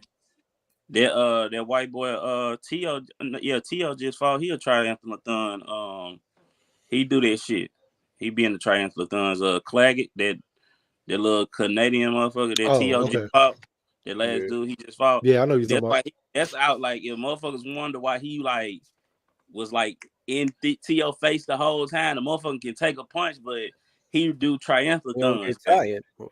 Yeah, that motherfucker do triathlons. That's why he was there the whole fight like that. They had said this shit. I was like, damn. No one of this motherfucker stand him up because he got a chin, but this motherfucker don't get tired. Yeah, that shit is different, bro. Like motherfuckers who can do triathlons and the decathlons and track and field. They got one in the Winter Olympics. I don't know if y'all seen this one. It's one of them cross country ones where you got to ski and you got to shoot. I think like you got to ski and then shoot and ski again and then shoot. It's some shit like that where you skiing and shooting. When you do training like that and you get fucking proficient in like some shit like that, what the fuck do you do for a living besides that shit? Like, bro, that's what I keep asking. Murder, like, what do you do? Be murder for hire? That's what the fuck I'm talking about. What the fuck kind of shit is that? This nigga can goddamn ski, shoot, swim, run, ride a goddamn bike, climb, and shoot some more. Who the fuck you finna go kill? Wait, and then on top of that, the motherfucker killed the deer and then skinned it and wearing the deer and eating the deer meat and shit. Who did that? I don't know. What the fuck you think they doing? Yo, shit, I was saying, God nigga, damn. Red Dead Redemption. Man, for real. What type of damn? I need to watch I just started watching the Olympics this year. I ain't realized how many fine ass women was in the gymnastics. It ain't an ugly broad out there. Hey boy, God, it's been like that. Simone Biles. Yeah, the shit she doing, the little walking, flipping shit. I didn't see one ugly bitch on the fucking out there. Like all them hoes fine, bruh. Like I was just sitting there watching. I'm saying, damn, what the fuck? This I'm about to say gymnastics usually. The gymnastics usually is where all the fine women be at in the track, depending on what country it is. Yeah, I was gonna say what country. USA track team. Boy, oh my God. Tell y'all something. Jamaican, I ain't gonna lie. Usually Jamaica be sending some. No, not this year. You seen it this year? Volleyball. No, I ain't seen it. Man, them hoes out there this year. No, volleyball too. Yeah, no. They look like they run. Not cheap on volleyball. Huh? The beach volleyball joint, right? Both. Oh yeah, volleyball. Yeah, I watched the volleyball too. Cause I don't know, I can't remember. I ain't gonna lie, that Jamaican track team look like they run on their face though. Nah, hey, they do, bro. They look like they run this year. They not with their face bad. First. No shit. Yeah, like they shit. It look like they Keys and they gonna be. I'm gonna tell you something though. They run through the bushes. I'm gonna tell you something. They gonna turn up tomorrow though. That nigga Vibes Cartel got freed. Yeah, and it's Emancipation Day. Nigga, they already boy. Yeah, Vibes Cartel's out. I just seen that shit. Wait, hey boy, they about to go crazy on that track tomorrow. I was just talking on the phone. Sha'Carri better smoke. She better smoke some loud before she run. Bruh, as hell. Vibes Cartel got released today. Track and field starts tomorrow. Tomorrow is Jamaican Emancipation Day. Oh, they about to beat the shit. Bruh, hey, I'm scared for America because we got the best track team outside of Jamaica. I'm scared for them girls. Wait, let me tell you though. This is what's crazy. When I think her name is, I think she pronounced it Sherika. I think it's Sherika Jackson. When she had to withdraw from the 100, that was their best. Oh, the girl that replaced her? No, not the one that replaced her. The girl that replaced her. The one that had to pull out. She was supposedly their best bet to win a gold or whatever in this Olympics, but she had to pull out. But the dude from USA Today that I didn't realize I had stumbled upon his art is another black dude. I think his name Tyler Dragon or something like that. I had posted, reposted, or interacted with on my Twitter. So if you're watching us on my Twitter, go through them tweets, retweets, or whatever the fuck, and you'll see his article. She pulled up with an injury earlier this month at the Hungary Grand Prix. And they think that's why she's only running the 200, because the 200 is her best event. She was just running the 100 because she's good at it, and she did it last Olympics. But he thinks that's why she ended up pulling out of the 100 is because she had the injury in that Grand Prix earlier this month. Could be. No, I'm gonna definitely peep track tomorrow though. Like track is one of the ones, other than basketball, track is one of the ones I really pay attention to for real. Yeah, I'm on that gymnastics. Basketball wise, I watch it. I watch basketball, but it's like I know I know our women are gonna dominate because no other country got women that can kind of contend with our girls. And on the men's side, it's getting shaky because France got a fire team and Canada got a nice little young team that can take us out. So like that's gonna be interesting. I think France play Germany tomorrow, so Germany has a good team too. Yes, it's basically France, Germany, Canada, Team USA. Those are the four teams really that have a legit shot. And we already knocked out Serbia, so we took them out already. That Sudan game actually was really close today, for real. And this is the thing. When you look at all those teams, France doesn't have enough shooters and scorers. They can play some defense though, but they ain't got enough guys that you can count on in down the stretch, or that can say, I'm gonna drop these 2 or 3 guys could drop 20 something on you tonight. Because outside of Victor, who is it? They counting on Jokic. Canada, they young and they good and they got a lot of versatility on that team. I still don't see them being able to overpower a team. If Team USA plays focused basketball, they should win this. I'm not saying easy, but they got to figure out what lineup works best for them. USA still got to figure out what is the best lineup to put out there, because I think last game, to be honest, not playing Jaylen Brown or whatchamacallit last round made sense to me. Embiid sitting the bench this round was okay, because I don't think we needed Embiid for South Sudan, but like it's finding the right lineup, who's gonna play, who not gonna play, that works best. But it's a matchup thing though. So like when you playing certain teams that have certain lineups with certain players, you're gonna match up differently with them.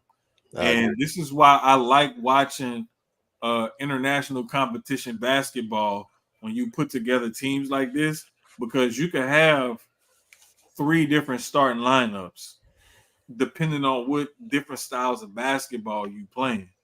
So I don't mind it, because if all these dudes put their ego to the side and they're like, look, it's us against them type of mentality, you get it. And most of the time, that's what these guys do when you go into playing these international competitions and stuff like that. So I'm not worried about them switching lineups and stuff like that. I'm just worried about, can y'all play focused long enough to beat everybody else, because you're more talented than everybody else. And that's it.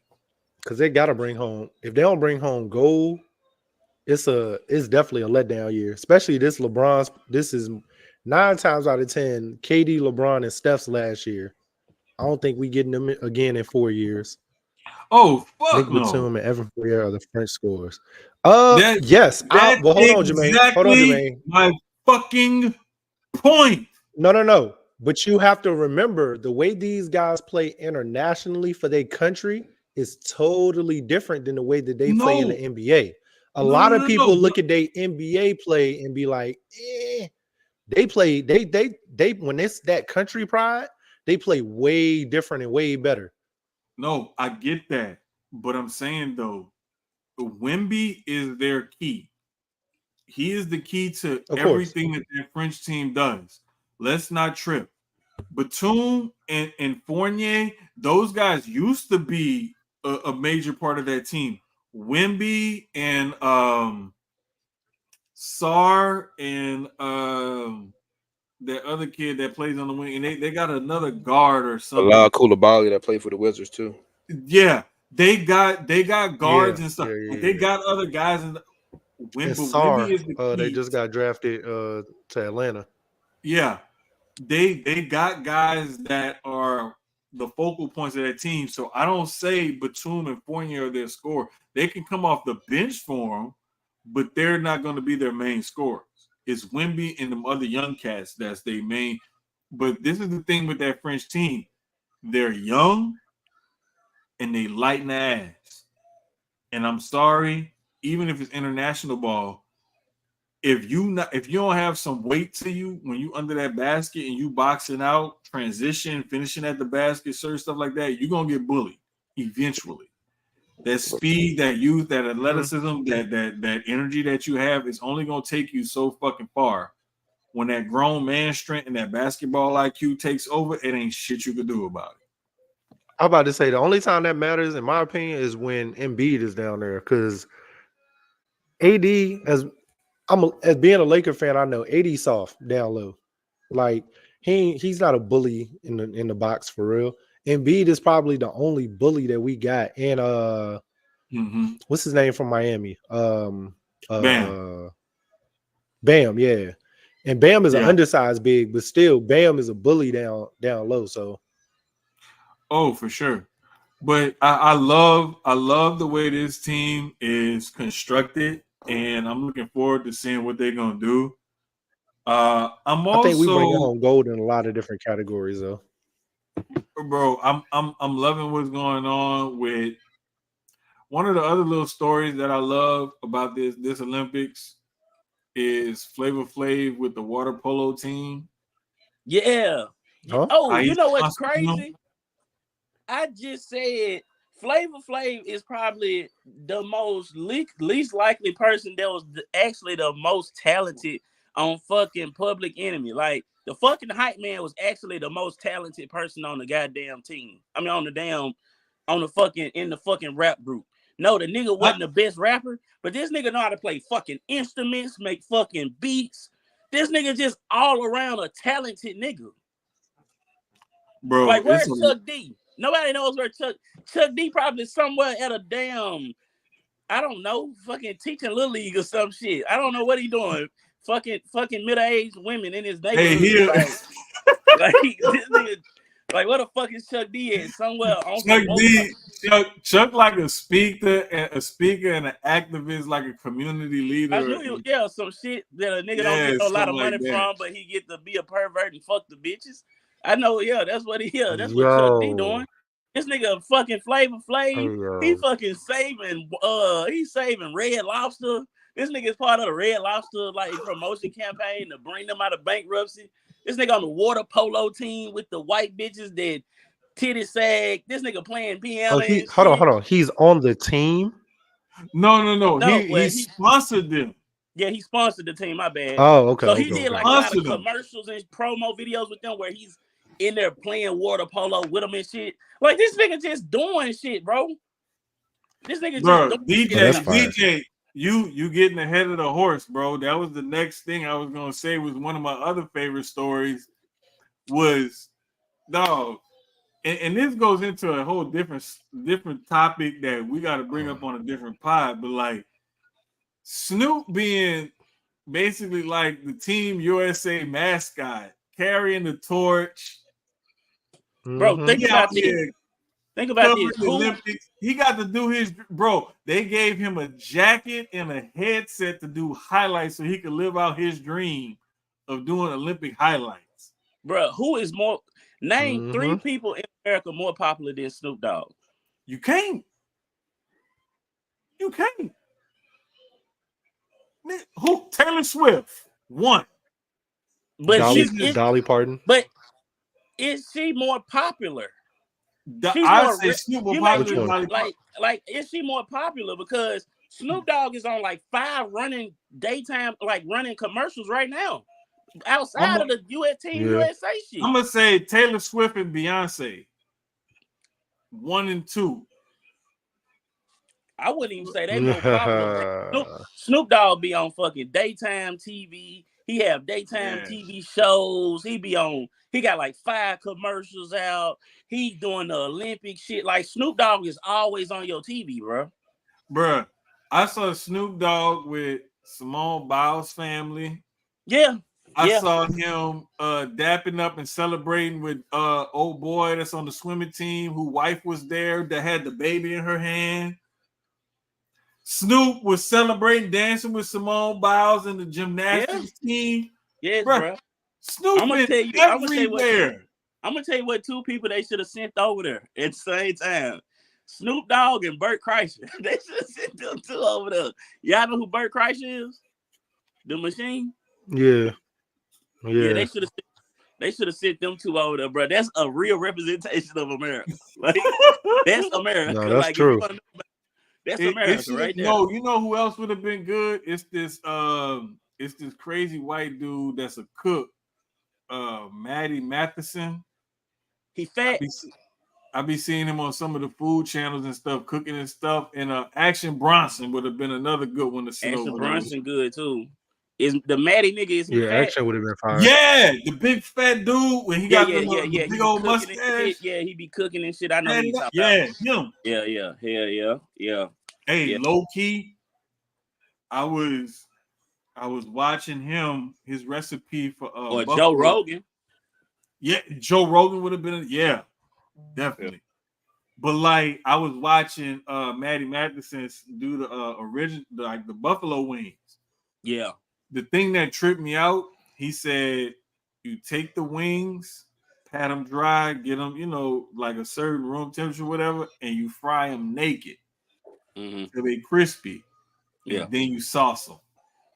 That's how y'all do wings.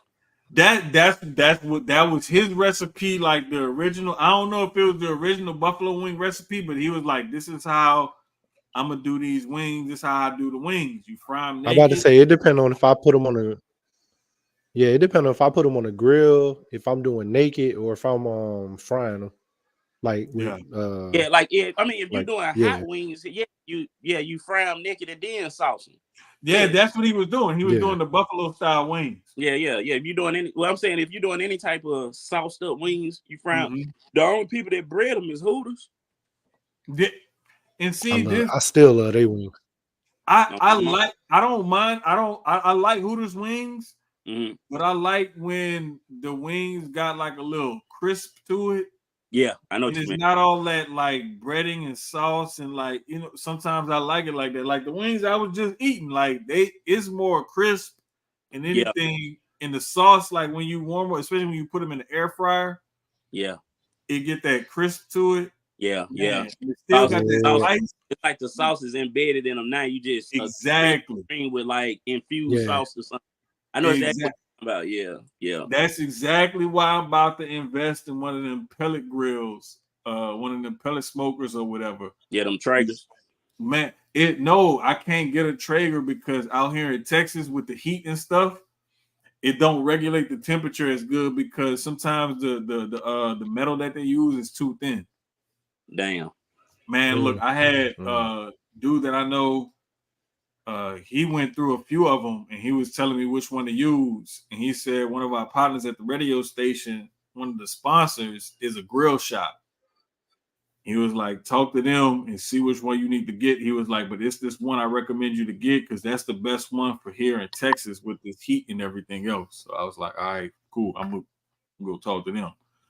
So, but yeah, it's I think it's called a Louisiana brand, actually. Because he was like, they metal is thicker, so it'll hold a temp, like you want it to. Right. But he was like, you still won't use your own meat thermometer. And he was like, because if you use the meat thermometer that come with it or whatever, he was like, that may not be right either. He was like, so use your own meat thermometer, but just look at the temp on the grill and stuff and just, kind of play with it like that. Okay. Yeah, but bro, I want one because me and my partner, we smoked the turkey. And shit, it was sometime I had a turkey. We smoked the turkey. Turkey came out fire. Yeah. He ate some. Him and his people, we ate some. I made some red beans with it. Yeah. I got some people that don't eat pork. And they was like, I want some red beans, but I don't eat the pork. I was like, I got you. Man, you can't get none of these red beans. I use smoked turkey and turkey sausage. Okay. Next thing you know, the wife texted me. She was like, hey, you got some more? I was like, wow, what happened? She was like, man, he ate something last night. Then when he wake up this morning, instead of eating breakfast, he ate the rest of it for breakfast. Yeah. I went to work. She was like, I ain't even getting none. Man, listen, red beans and fried chicken. That's my go-to meal right there, boy. I love red beans and fried chicken. Look. God. Bro, I fried a whole family pack of chicken thighs. Mind you, it's just me and the kids. Right. It's gone. I know it. it was gone. I'm like, bro, y'all killing me, man. Like, it's a whole pack. It's like 15 pieces of chicken, and there's 3 of us. They fucking it up. Look, God. man, look. And then I had my homeboy. He lived not too far from me. He was like, hey, man, his wife German, but she loved red beans. Yeah. He hit me up one day. He was like, hey, man, you know somewhere that sells some fire red beans around here, anywhere in the area?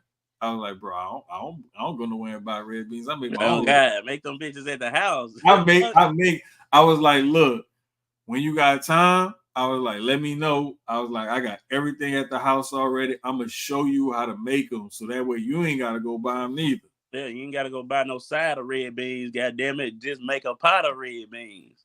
Man, look, I asked Keyz. I just showed. I think I posted that showed in that picture. Man, look, I just chopped up my onion, bell pepper, and celery. My holy trinity of season. I made like 20-something cups of it. Bagged it, separated it, freezed it, so I'm ready anytime I want to cook something. Yep, you already got the trinity ready. Yep, it's done. Yeah, like I'm like, nah, man. I learned from like my grandmothers and my aunts and them, like, you know. Yeah, that's definitely some shit you get from your old kinfolks. Like, one thing about it, they gonna bag this shit up, chop this shit up, and bag it up. Ain't nobody got time to be study trying to go back in. No, this shit already chopped up and bagged up. Yeah, throw that bitch in the freezer. Watch out when you're ready to use it. Look, look. I'm just like, I like to be prepared. But man, having stuff just done, prepared, ready, and you like set and focused is really something that boxers have to have. Mm-hmm. And I'm glad I used it as this transition, because this is why we wanted y'all here. Okay. We got a huge boxing card coming up this weekend. Then we have the rumor hanging over the boxing world. Is this Tank Shakur fight, is it going to happen? Is it not going to happen? Are we going to see it? Are we not going to see it? Is it going to be in November? Is it not November? Is it? Let's start with the Tank Shakur thing. Is it going to happen? Is it not going to happen? Who do y'all have winning if it does happen? It ain't finna happen in November. Yeah. It ain't finna happen in November. I don't think it's happening. The more I think about it, I don't think it's gonna happen. I think Shakur gonna take another, like his camp, whoever his camp is gonna take another fight before that, and it's probably gonna be what's the one dude, the white guy? Yeah, Zabata. I think it's gonna be the Zabata fight first, and then depending on his showing in the Zabata fight. But then again, it could be win or lose. Like, as long as he win, I think he'll get tanked. But I think he definitely gonna have to take Zabata first. He gonna have to look great against Zabata, not just good. He gonna have to look great. He gonna have to let his hands fly for sure. And then Tank and them are gonna be interested, because him and Tank is gonna happen. Like, that's an inevitable fight. Like, it's gonna happen. But like I said last time I was on here, Shakur needs to be very cognizant of who and what he is. And if Shakur gets in a situation where he's trying to let his hands go and knock people out, knowing that's not the kind of fighter he is, he gonna fuck around and lose. He gonna lose an opportunity for himself if he do that shit against the wrong person. Yeah, that's true. I agree. Like I think Shakur, the only problem with the way Shakur fights is that it's not entertaining. So Shakur not gonna sell, like, Shakur is not gonna ever be a big pay-per-view fighter. He's not gonna sell a bunch. You're not gonna get a bunch of gate money with Shakur because he's not an entertaining fighter. But what he needs to do is be Shakur Stevenson up until he earns his way up to getting that Javante and I guess Devin Stills in that category and to like that upper level of that division, to where, okay, we can't deny it. He gonna have to fight one of these dudes regardless, and then worry about Tank selling tickets instead of, you know what I'm saying, being the A side. This only thing I don't like about this situation. I mean, I don't like about this whole narrative. I mean, with this Shakur stuff, like, what is Shakur proving? Like if we really talking about it, what is Shakur proving? Like, Nothing, if we're being honest. Like, if we being honest, what is he proving? Like, when people say, like, he'll never be a big pay-per-view star. How many pay-per-view stars are there from 126 pounds to 147 pounds? How many pay-per-view stars are there? You can't name 5 pay-per-view stars. I agree with you. You can't name 3 people who are consistently fighting on pay-per-view from 126 to 147. No. So I agree with you. This is what Terrence. This honestly Terrence Crawford's second fight on what pay-per-view.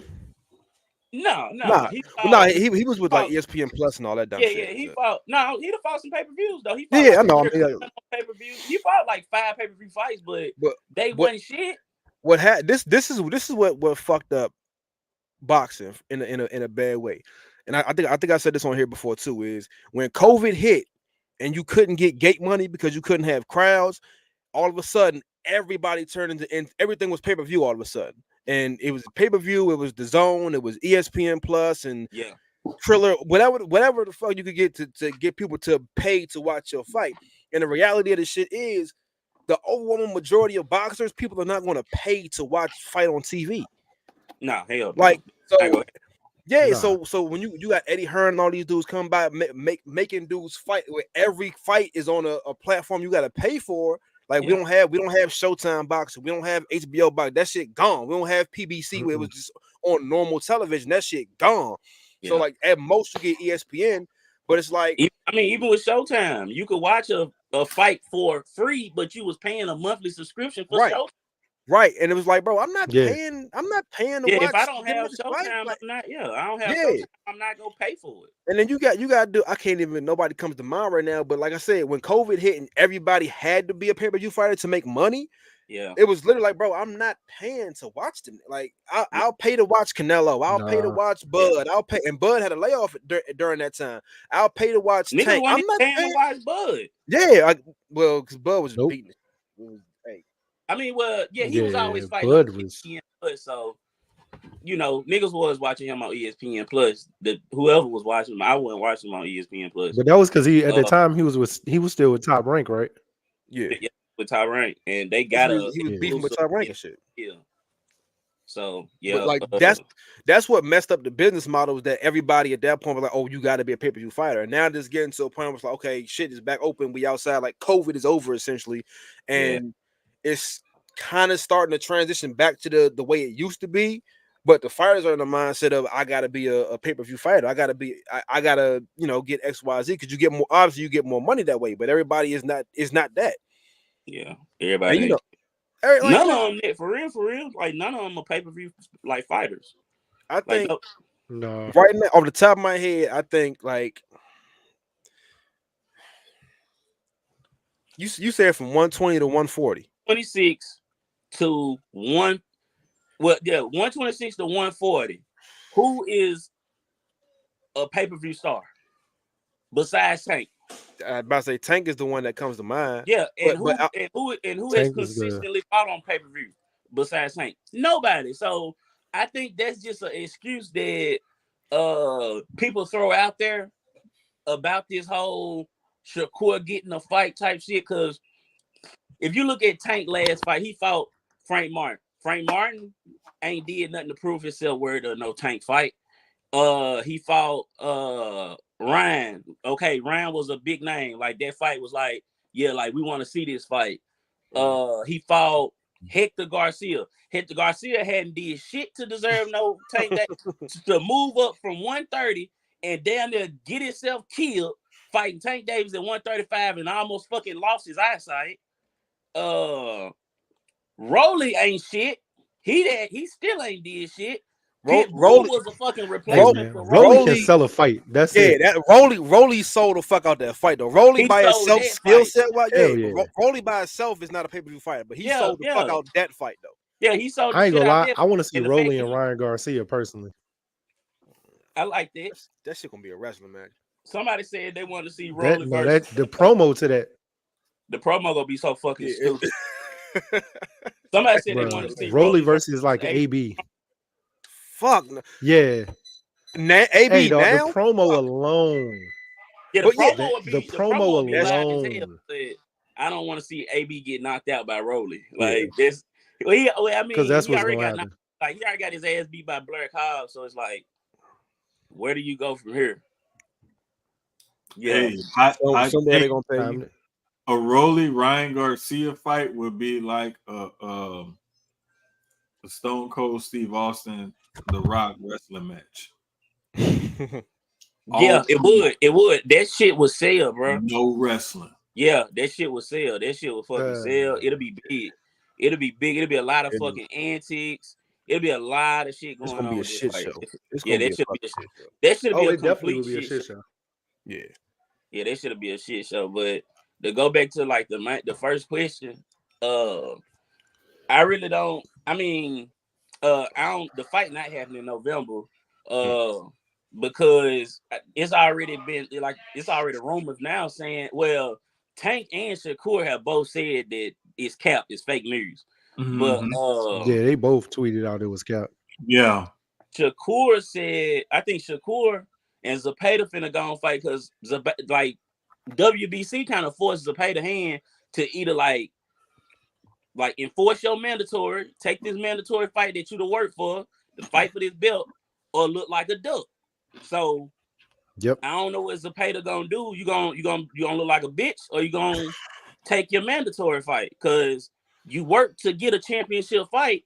Now he go your championship fight that you earned, take it. Like any excuse, you bitched out. So and then Tank in fucking Paris, Kenny Ellis talking about we gonna send Shakur something. He capped. I don't even know why people listen to fucking Kenny Ellis.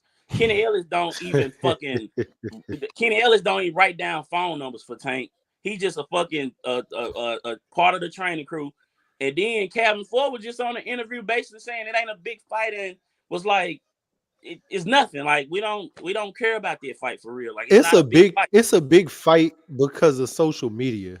And we all know that. Like social media has blown this up to be the media in general. Yeah, Tank and Shakur. Like the media and social media have blown it up to be what it'll end up selling to be. That's why the fight is eventually gonna happen because of that alone.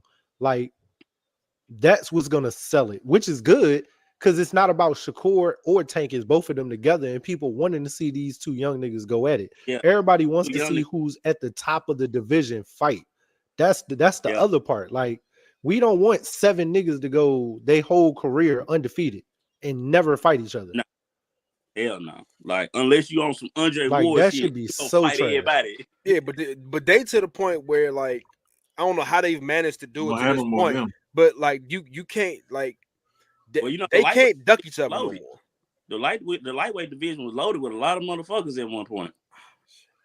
It really was. There was a lot and then everybody started dropping weight or gaining weight and moving out.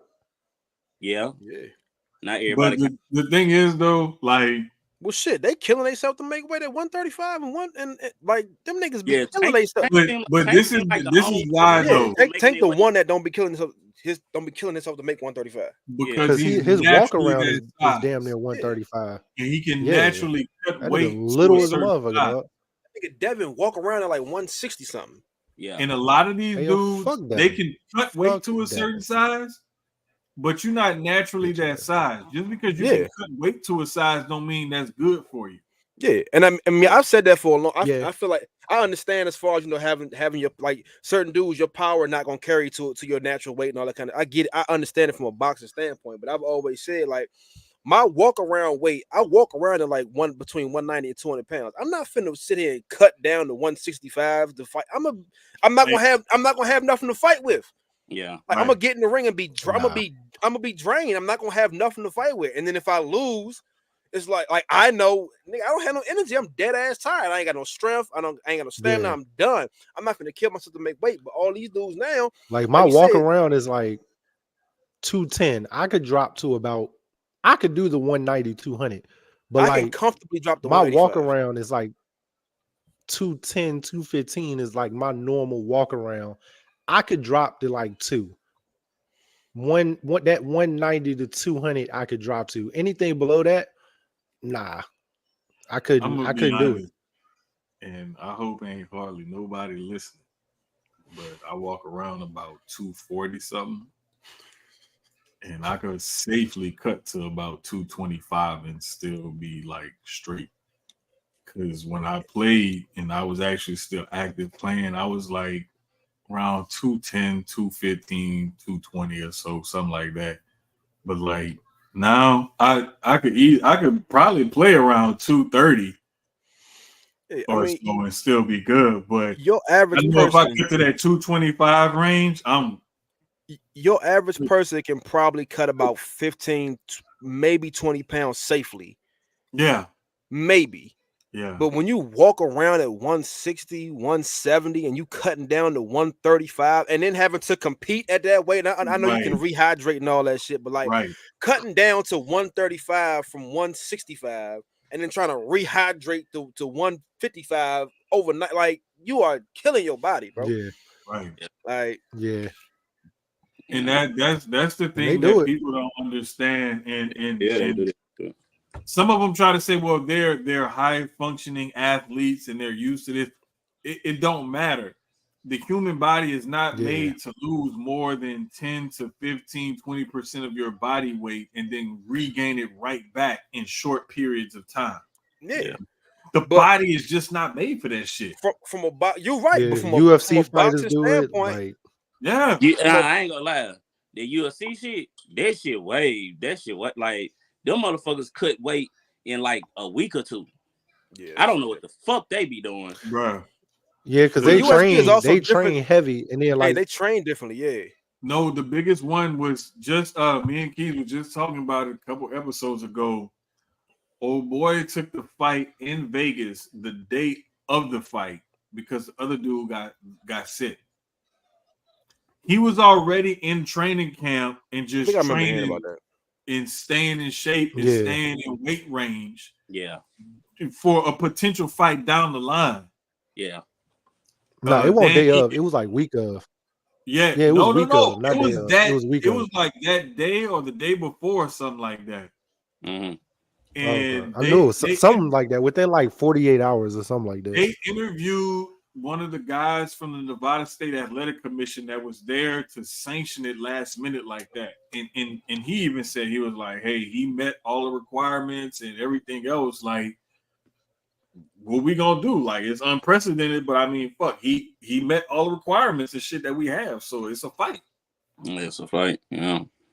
But that's just crazy, though.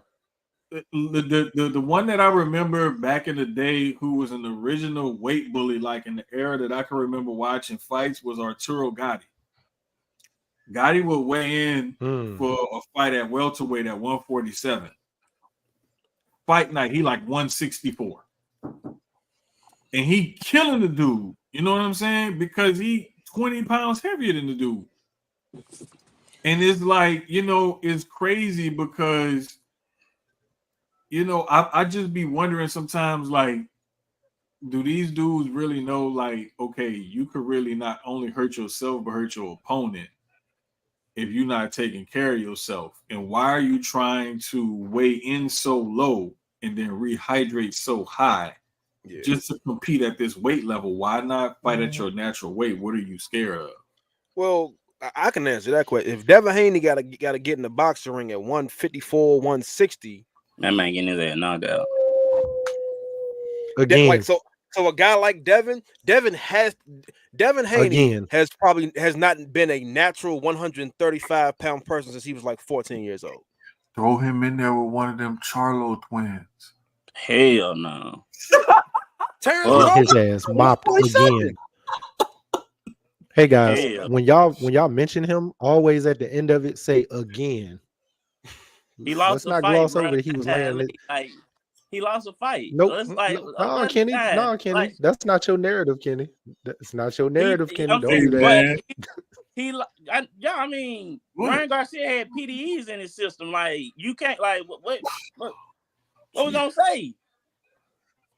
He was on PEDs. He was, but it don't change the fact that them PEDs didn't make Devin drop his left hand, his right hand every time though. He was getting hit with the same punch all night. But who's to say? Who's to say what level Ryan Garcia would be able to perform if he didn't take those PEDs? I agree with that. You know what I'm saying? Like, who's to say Ryan Garcia would have been able to fight? I personally think he would have fought at the same level.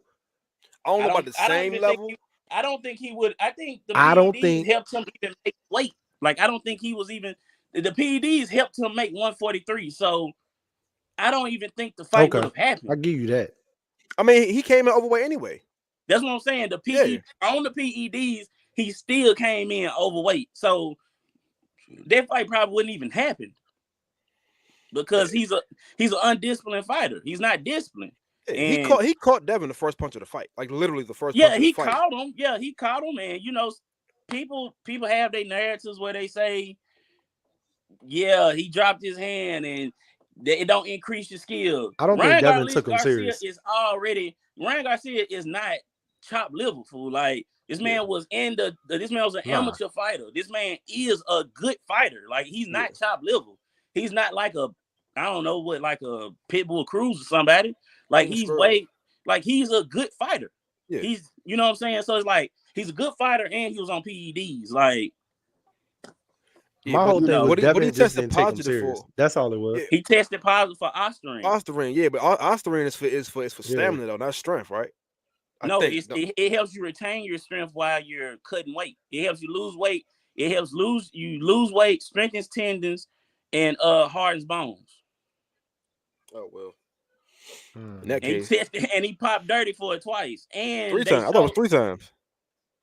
Well, the New York Athletic Commissioner, they did a full test, and theirs even came back dirty. Like, when they actually investigated their test. And then throughout the promo on the zone, you could see where, because they wasn't supposed to use IVs, he was up in the in the hotel room, hooked up the IVs and shit. And he wasn't even supposed to use that. So to be real, we don't know what Ryan Garcia was really on. Because he's on camera on IVs. He was not supposed to be on it. There's nothing about the build up to that fight that leads me to believe that Ryan Garcia didn't do all that shit on purpose. Oh, yeah, for sure. I think it was all intentional. Definitely. Yeah, like, his whole, to be honest with you, his whole thing was to hurt Devin and to hurt his ego and to knock him down, which he did. It was. I'm going to punish Devin. I'm going to beat Devin. Yeah. Even though Devin, ego-wise, he went back up after the PED stuff. On the inside that people don't be hearing about, to be real with you, Devin ego hurt because he still got his ass put on the canvas in front of people, regardless. He didn't just get he got beat because like we were saying, like the PEDs don't affect Devin as far as like he not ducking punches, he not moving his defense. You know what I mean? That on that side of things, he still got his ass walked because he didn't do what he was supposed to do on his end. So it's like, oh shit! So it's still an embarrassment, and it's out there forever. What he didn't do? Take PEDs? Now I will. No, what I'm saying is on his defensive. Go ahead, Key. Go ahead. My fault. No, I was gonna say on the defensive side, he didn't do what he was supposed to do defensively to not get hit. Well, I mean, shit, that's almost like saying the pitchers that were throwing pitches at Barry Bonds didn't do what they were supposed to do in practice. They should have pitched that. I'd have thrown that bitch in the first round, fucking Barry. I mean, the first row, fucking Barry Bonds. I ain't you know what I'm saying? Like, that plate. You know what I'm saying? Fuck Barry Bonds was on steroids. He was caught that he was on steroids. So I would have threw that damn ball and hit a car. That's what I would do. The pitchers that went up against Barry Bonds, what they should have did better to prepare for Barry Bonds. So I didn't. So I could say that I could say this. I didn't know that Ostarine hardened bones. That I didn't know. And strengthened tendons. I didn't know that. So I can say this as somebody who's both thrown a punch and been hit with one in the boxing ring. I can say this. Like I said, Ryan caught Devin with the first punch, the first real punch in the fight he threw. That landing that punch with hardened bones and increased strength, that can change the trajectory of that fight. If Devin can't, because Ryan was on his ass the whole night. Pause. Like, you know what I'm saying? Like that, landing that punch. If Devin can't recover, the whole fight, the rest of the fight is different now. Because you land that one punch, and it's kind of the same. Shit. Like, you know what I'm saying? And you gon' I mean, it's the same thing when you look back at the Errol Spence and Terrence Crawford joint. Like, TC was on his ass like the whole fight. Yeah, but Terrence Crawford wasn't like that first. Yeah, Terrence. No. But what I mean, Terrence is a PED. He a walking fucking like the nigga is just amazing. That's why. That's why that nigga is just. He about to make Eddie Hearns eat shit this weekend, boy. I tell you, Eddie Hearns been on his ass for like 2 weeks, on his ass. I like Eddie Hearns. Though. Eddie Hearns is funny as hell. I fuck with Eddie Hearns. I fuck with Eddie Hearns. I fuck with. Like, I do too, though. He get in there like he don't mind like getting in boxers' faces, promoting the fights, selling fights and shit like that. Like he's trying to bring excitement to the sport. I like that. You know what I'm saying? I like Eddie Hearns, and that's exactly what he's more than just trying to make money. Yeah, facts. Yeah. He's trying to grow the business and like the popularity of boxing and bring it back, especially the heavyweight division. Like he's really trying to bring it back to where it was. That's why I like this card this weekend. Like from top to bottom, like the entire card to me is fire. It's a good mix of weight classes. Yeah.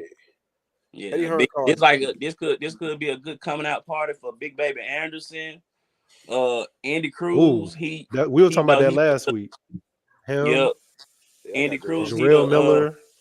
He the Cuban gold. Jarrell Miller PED taking ass too. Who? Jarrell Miller. Who, Miller? Oh, that motherfucker. He just a fucking waste of a fucking person. Yeah. Big Baby. I wish they'll let him and fucking Big Baby Anderson fight. Like Jarrell Miller I think that's next for them though. I hope so. Yeah, but Jarrell Anderson is more skilled. I think they both win. Andy Ruiz probably gonna knock out Big Baby Miller though. You think Jarrell so? Miller. I like Jarrell Miller. I think Ruiz gonna win. Ruiz the better. He's a more skilled fighter. Daniel Dubois just beat his ass, and then they knocked him out. Daniel Dubois in their last fight. Yeah, Daniel Dubois different though. Like I want to see him in December, right? Who? Dubois? Who? Yeah, he fight Anthony Joshua. He fighting AJ in December, and he just beat Jarrell Miller. No, that's gonna be. I thought that was in September. Yeah, September 1 of them. I know they September. That's gonna be a good fight, and they selling the fuck out of that. That's gonna be a great fight. I think the only fight. Yeah, Joshua's on a mission, yo. He's really on a mission right now, and I never was a fan of Anthony Joshua until December. Every fight he's had, the 2 fights he's had since December. Huh? Nah, I think with AJ, because he lost to Ruiz, he lost to Usyk. Like I think he's at a point of like I don't give a fuck about losing. Yeah, like I don't have my belts, I don't have my like what I got to lose. Yeah, I don't have no pressure. I'm gonna get in this ring. I'm gonna beat the shit out you. Like let my hands go. That's why I'm happy. That's why I'm happy. That's dangerous. Man, he put Francis Ngannou ass to sleep. Granted, I knew he was gonna win the fight, but like, boy, I wasn't even. I didn't know he was gonna fuck him up like that. I did. No, because Tyson Fury played around with Tyson Fury didn't take that fight serious. Tyson Fury was hard when they tried to come in his locker room and he was like, get out. The motherfucker was in there eating a big ass plate of wings, bro. Before the fucking fight. Right. That's what I'm saying. He thought I'm a boxer. Usyk fucked him up. He's not gonna be able to do this. And he got scared. And the only thing that saved his ass is his timing and his accuracy as a puncher. Yeah, if it wasn't for that, boxing knowledge. He'd have been out of here. Yeah, I still think that fight was close as the motherfucker. Yeah, that was a close ass fight. Oh no, it definitely was, and I had Francis winning. I think Francis still won personally. I did too, but I went back and watched that a few times after it did. That Fury win over Ngannou was a lot like Tank Davis's last 4 or 5 fights. He's losing on the card. All of a sudden, that left hand come out of nowhere, and it's like curtains. Yeah. It was close, but for me, it was still like a 90-80 Francis, in my opinion. Like I don't know, man. Like Francis still was I had him way above Fury in that fight. What y'all think I didn't have it as close as the judges did. Who y'all got for Pitbull versus Rayo on the Saturday card? Pitbull, a new champion. He kind of like on a, you know what I'm saying? He chasing that tank fight. That tank hard fight to bet against Pitbull, dog. Yeah. It's you know very. what I'm saying? Rayo looked good in his last fights. He I put it redeemed to you himself like versus this. Chris Colbert, even though I think he beat Chris Colbert the first time. When you look at a fight and you see like a polished technical fighter versus like a gritty, like thug it out type of I could still knock you out though type of fighter, I'm gonna tend to favor the gritty, I'm gonna knock you out type of fighter, because the polished guy is gonna be waiting for his counter punch or looking to get his shit in. And that gritty guy gonna look to muck it up, and I'm just gonna get in there with you, and I'm gonna swing for the fences when I can. Yeah, especially in those weight classes, I'm gonna favor a guy like Pitbull over old boy, Rayo. Just his style of fighting. I mean, yeah. I mean, he a new champion, and you know they say once you become champion, it automatically make you like 6 to 10 times better. Pitbull like that dude that we've all probably hooped with, that he ain't no threat on off. He gonna score 2-4 points a game. That nigga gonna do everything. He gonna play defense. He gonna rebound. Yep. He gonna be like, man, get this nigga off me. Like, that's Pitbull, bro. Yeah, like, he gonna dive on the floor, even though it's concrete. Like, but all like, that shit. What the fuck Yeah. Like, who bought this thing? Like, that's Pitbull. Yep. I like Pitbull. I like Pitbull. I think when Pitbull really get in there with somebody else, like they're gonna be like, "Oh, he was never that good anyway." Like, nah, he been a dog in my opinion. Whole time he a dog, but he got even in his losses. It's like even in his losses, he never looks bad. Even in his losses, though. I mean, he gonna if you beat Pitbull, he gonna make you work for it. Like when the fight is over, you gonna know you was in a fight.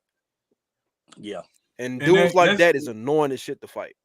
And that's the thing. He's more of a traditional, like old school Mexican fighter. Like they're tough as shit. They could take a punch. They're gonna want to mix it up with you. They're gonna want to sometimes they're gonna want to fight dirty. You know what I'm saying, on the inside and shit like that. Like they just he a real flat-footed, hard-headed, come forward Mexican. Yep. Like he got he's the epitome of a fighter, like a throwback Mexican fighter. Like he gonna bite down, he gonna fight, and he gonna do what he gotta do to win. He gonna get in there and fight dirty and rough you up. Well, not even fight dirty, really. He gonna get on the inside, he gonna rough you up, he gonna fight. Who else on that card? I got the card right here. Hold on. We got so we got Andy Ruiz. The next one was you got Cruz and Moran at lightweight, Steven Nelson and Marcos Vasquez at super middleweight. Andy Cruz a lightweight to look out for. Yeah, I heard of his name. He is. Before. I like him. He beat Keyshawn Davis like 3 times in the amateurs and beat him for the gold, the recent the last Olympic gold. At the Olympics for boxing, he won the last Olympic gold medal. He a Cuban, so you know he had to get away from Cuba and all this shit. He got that story. Oh, okay. Yeah, him and David Morrell. Yeah, Morrell is fighting. I got David Morrell knockout. This is one of our other favorite things on this show is for Jermaine to try to pronounce these fucking names. We got Radavoje Kalaj. Man, fuck that. Kalajdzic. Because that J is like a ya. Yeah, the J is like a ya. So it's Kalajdzic. Kalajdzic. Yeah. Kalajdzic. I don't know. RK. Rad. RKO. Rad. Rad. Yeah, there you go. Look.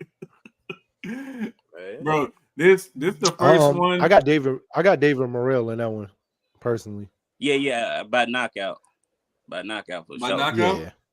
For sure. Hell yeah. In my opinion, David Morrell and Andy Cruz have been on. He the next dog at 168. He young too. I've heard his David name Morrell and before Andy because my other Cruz are homeboy keep dogs. telling me about it, and I think I'm pretty sure I heard his name. Like I just remember names most of the time. I don't always remember the fighter or whatever, but I remember some of the names. And when I looked at this card, when Keyz was telling me about, I thought it was next weekend, but when I looked at it, I was like, okay, Cruz, I remember. Morrell, I remember. Yeah. Pitbull and Valenzuela, I remember, of course. Anderson, Miller, Ruiz, like all of them, I remember. Crawford, of course. Like I remember a lot of these fighters. I think Steve Nelson, I kind of remember him too. Like I remember some of these names. I just don't always remember what they've done or whatever. So I have to like look at it.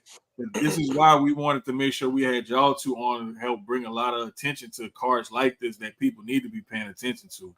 Yeah, I think what Turkish the Turkish do, what he do, Turkish what he doing for boxing, I think is cool. He actually like he dropping his nuts and they spending their goddamn Arab money and they goddamn they making these motherfuckers in the ring like shit. How much you want? I bet. Like, you know what I'm saying? They got it and they ain't scared to spend it. And he throwing the bag at it like so that excuse of they couldn't get the money. Like, all right, bullshit. Yeah, that's just like that shit ain't there no more. The money is he giving Tank the money. Devin. Like they told Tank they had 20 million for him to fight Devin. He said he want 2 Ferraris delivered to his house and then they can negotiate. So I'm looking at the odds and everything, and Pitbull Cruz is a heavy favorite. He is, man. Well, because Rayo coming up from lightweight, and the only person he ever fought at lightweight was Chris Colbert, which was a rematch. And Chris Colbert technically came up to lightweight from 130 for the Rayo fight. They both fought at 130. At 135. So and then now he jumping up to 140 to fight a new champion that's like, on a little run. Mm-hmm. Pitbull might take him. I think people look at how Pitbull fought Tank and Rolly, and it's like, and that's what they basing it for. I wouldn't sleep on Rayo either though. Like Rayo ain't just no pushover. No. He's it's wait, here you go. Where is it? Okay, here you go. Pitbull is a basically if you gotta bet $455 to win $100. God damn. Yeah. On Pitbull. But I wouldn't sleep on Rayo though. I was Venezuela. That's his name. Rayo is if you bet 100, you win 330. Yeah, I wouldn't sleep on him now. I wouldn't sleep on him because he ain't. So it's worth putting $2 on it together. It's worth putting a few dollars on Rayo simply because he's an underdog. Yeah. So like with a guy like that, when we talk gambling, we'll say, anywhere from 1 to 5 units. And your units are whatever you like to bet on.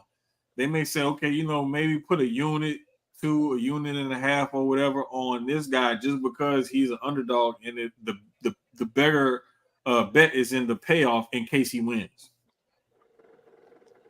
See, that's why I don't bet on single fights. I do the whole card. I pick somebody from the whole card and just drop some on it. Parlay it together? I'd rather do that than doing... Yeah, I'd rather just parlay it together than trying to do like...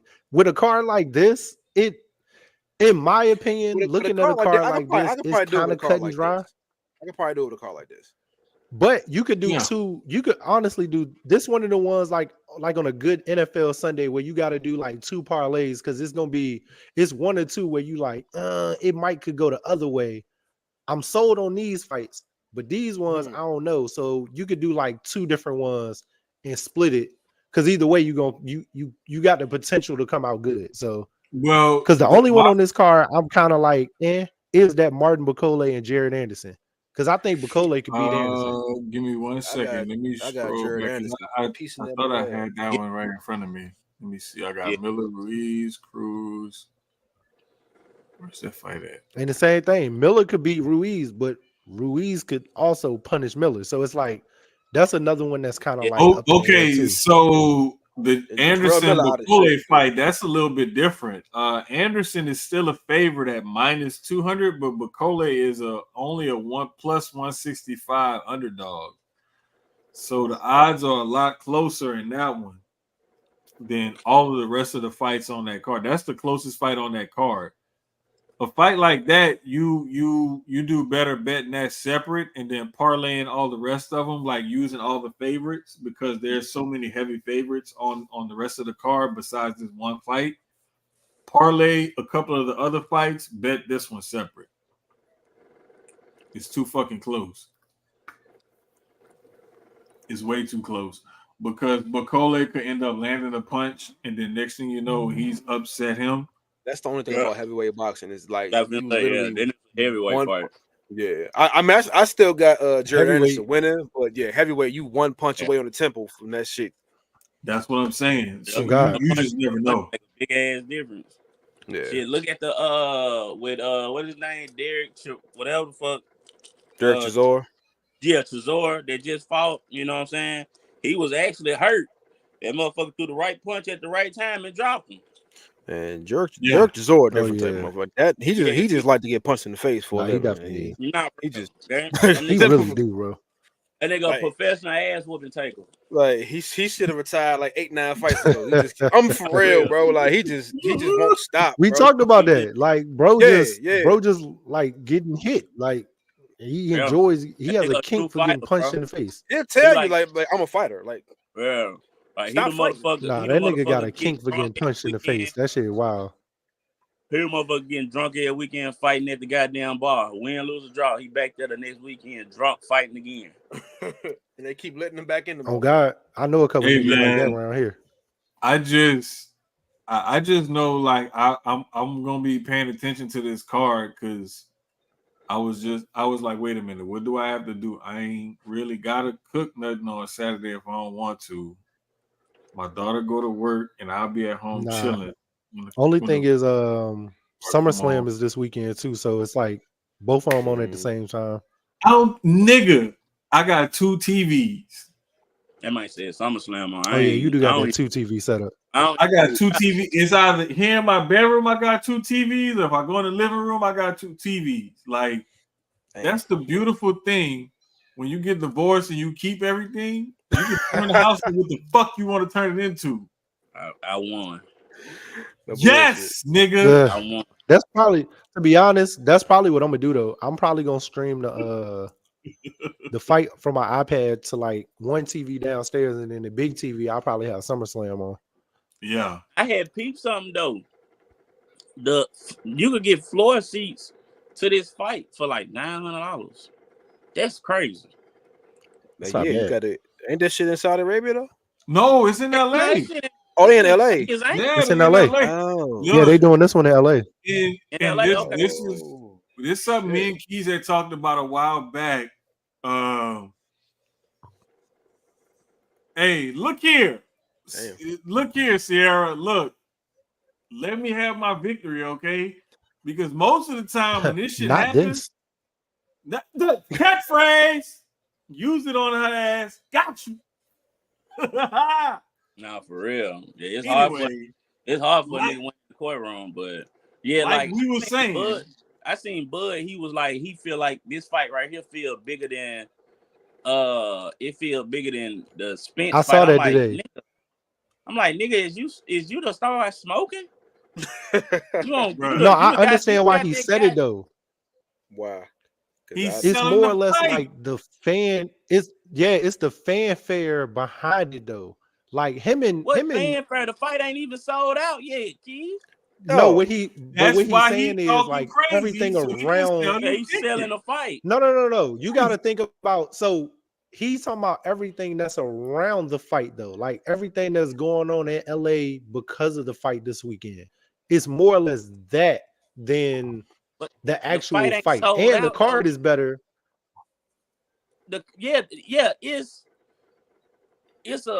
It's a overall bigger fight as far as like if you look at that full card, but the intensity of him versus Spence does not that this card right here still don't match that.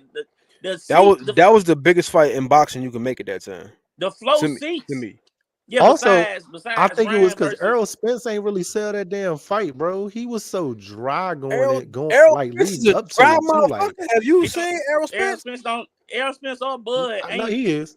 ain't fight sellers. Like no, they perform in the ring. Yeah. They not. They let their resume sell the fight. Yeah, all that. Like, I'm gonna beat the shit out you. I'm Errol Spence. Regardless of I'm Errol Spence. I fight this Saturday. Pop out. Like that's literally how that shit go. But the same with Bud though. Like, hey, my name Bud Crawford. I fight this Saturday. Like, this the most I've seen Bud do. Like how he was on WWE, and he still don't have that superstar aura. Bud having fun right now. Like, he having fun. Like he having fun selling this shit. Like, you could tell when he fought when Bud fought Terrence, it was different because it was like I said Terrence. When Bud fought Earl, you could tell it was a different mindset because it was like, I mean, clearly we see the end result of the shit. He beat the shit out of Errol Spence. Like, and I'm an Errol Spence fan. Yeah, but like going to the fight, it was like I know. At least the perception is this nigga that could beat me. Like this, he the one. All the rest of them, fuck that shit. But I know if I ain't on my shit, this nigga might get me. He acting right now like, man, this man, come on, man. I'm gonna beat this motherfucker up and send him back to wherever he's from. That's why I said I like what Eddie Hearn doing, because Eddie Hearn talking like Madrimov can whoop his ass, and I love it. Right. And even TC is like, are you serious? Like, you really talking like this your best fighter? This ain't even your best fighter you got in your camp. Yeah, he said like you disrespecting your other fighters. Yeah, he was like, you disrespecting your other fighters by even saying that. Like, said, but that's what Eddie's supposed to do, though. He's supposed to hype up. They did the same thing with Frank Martin. Like, man, Stevie Wonder knew Tank was gonna whoop that boy ass. Frank made it look good for the first. You know what's crazy though? No, he did, and I like Frank. I actually like Frank. I think if they do set up this, if they set up this next fight between Frank and Keyshawn, I'ma like that. That shit is gonna be that. I got Keyshawn Davis. You don't like it? Yeah, I don't know. I don't think Frank needs to come off a Tank loss and fight Keyshawn. I don't want to see it. I think Keyshawn gonna beat his ass too. It'll be entertaining. I think it'll be more entertaining. It'll be entertaining. I love Keyshawn. I've been watching Keyshawn for a very long time. It'll be entertaining in the fact that it'll be competitive for the first few rounds or so, and then after a while, timing.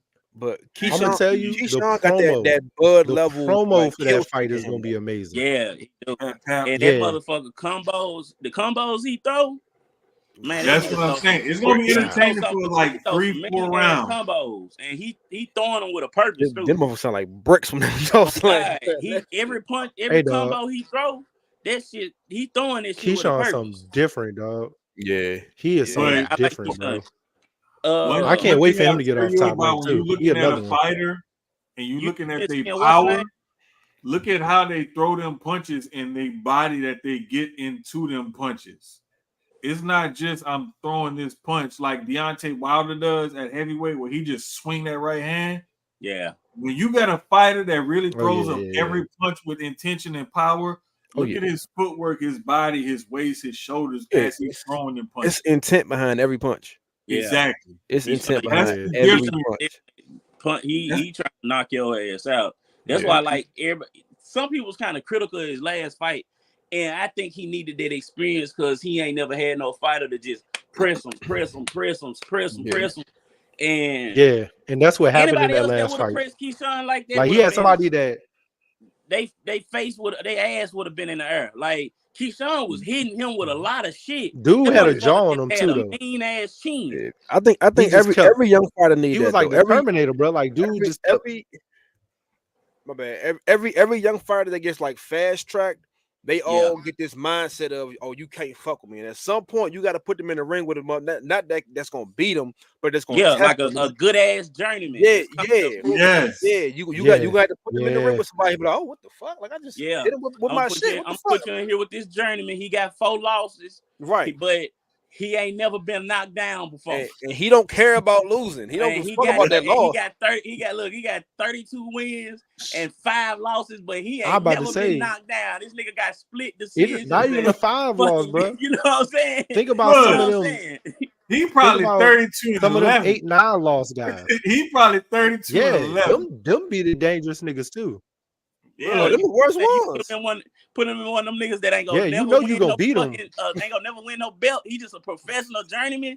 Yeah. And you just let him fuck with that young nigga. Like, young nigga, you gonna win, but you gonna have to earn it tonight. You gonna earn this motherfucker. And he ain't never seen a purse over 150 grand in his life. Shit, right? If that. He'd be happy to make 150 grand for this fight. Look, he ain't never fought in an arena more than 5,000 people. Yeah, one of them. Nigga be fighting at the county fair and shit. Put him in one of them niggas, man. This nigga, it's a cow running in the background, and this nigga in the ring fighting for his fucking life. You know what I think too? I think that's why they Top Rank pulled that bullshit move and let Conceição win that belt over Osaka. But they gonna have to run that was some bullshit. They run it back. Apparently they are gonna run it back. Yeah, no, I'm saying they running it back. They said they were gonna run it. Apparently they running it back because of the judges. Yeah. Yeah, if you think about it, like Conceição was finna graduate because he an Olympic gold medalist too from he's from Brazil. Conceição was finna graduate into journeyman status because his first title shot was 130 versus Shakur. Shakur washed him. Then he turned around. He got another title shot versus Navarrete. Navarrete knocked him down twice, but he still fought so good, it was a draw. So he done blew 2 title shots. Top Rank can't keep giving you title shots. And we got all these other young dogs coming up through here. So they put him in there one more time with Osaka. And it was the robbery. It was like, oh, okay. Y'all, you know what I'm saying? Y'all. But also, wasn't it like the whole thing that wasn't it the whole thing that Oshaki's leaving too, just like Shakur? Because I heard Shakur say something about that it was more or less like Shakur said. He was like Oshaki like leaving. Yeah, he on they his didn't last want him to leave with the belt. That's why. See, they weren't trying to lose. No. Yeah, they were trying to lock Shakur and the crazy in on thing that. Is, they offered him a bag too, and for him that was a lot for him to turn down. 20 mil, not 15. He probably gonna give. I think Eddie Hearn gonna offer him more. 15 I think 5 fights. But see, they was trying to lock him in on that Bud Crawford. I think deal, between he ain't want to get locked in on that Bud Crawford deal. So you've been because I'm looking at the way I'm looking at it between Eddie Hearn, Golden Boy, and maybe TMT, like. Them 3 are gonna offer him way more than what Top Rank did, though. Because Core, at the end of the day, he young, but he's still. Y'all might not think so. Core's still a draw in a sense. So it's like he's worth the money. Boxing fans, yeah, like he gonna say it, like, bro. As long as you put him on the card and have like another little name on the card or something like that, like, bro, the whole stigma that. Don't nobody want to watch Shakur Stevenson. Bro, this nigga, like, and then some people say, oh, it's free TV. Of course, if you're bored, you're going to watch it. Well, Top Rank fights have a fight on fucking TV damn near every week. They have one on there damn near every Saturday. You can watch a Top Rank fight, a live Top Rank fight.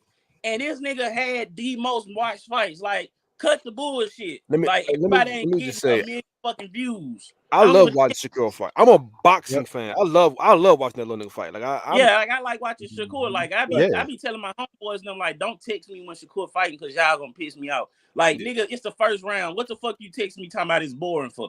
The fight get started, bro. They want niggas in the center of the ring just trying to punch each other. They want Rock'em Sock'em Robot. I tell niggas go watch UFC. If that's what you want to see, hell no. I got something better for you. They need to watch their telephone booth fighting.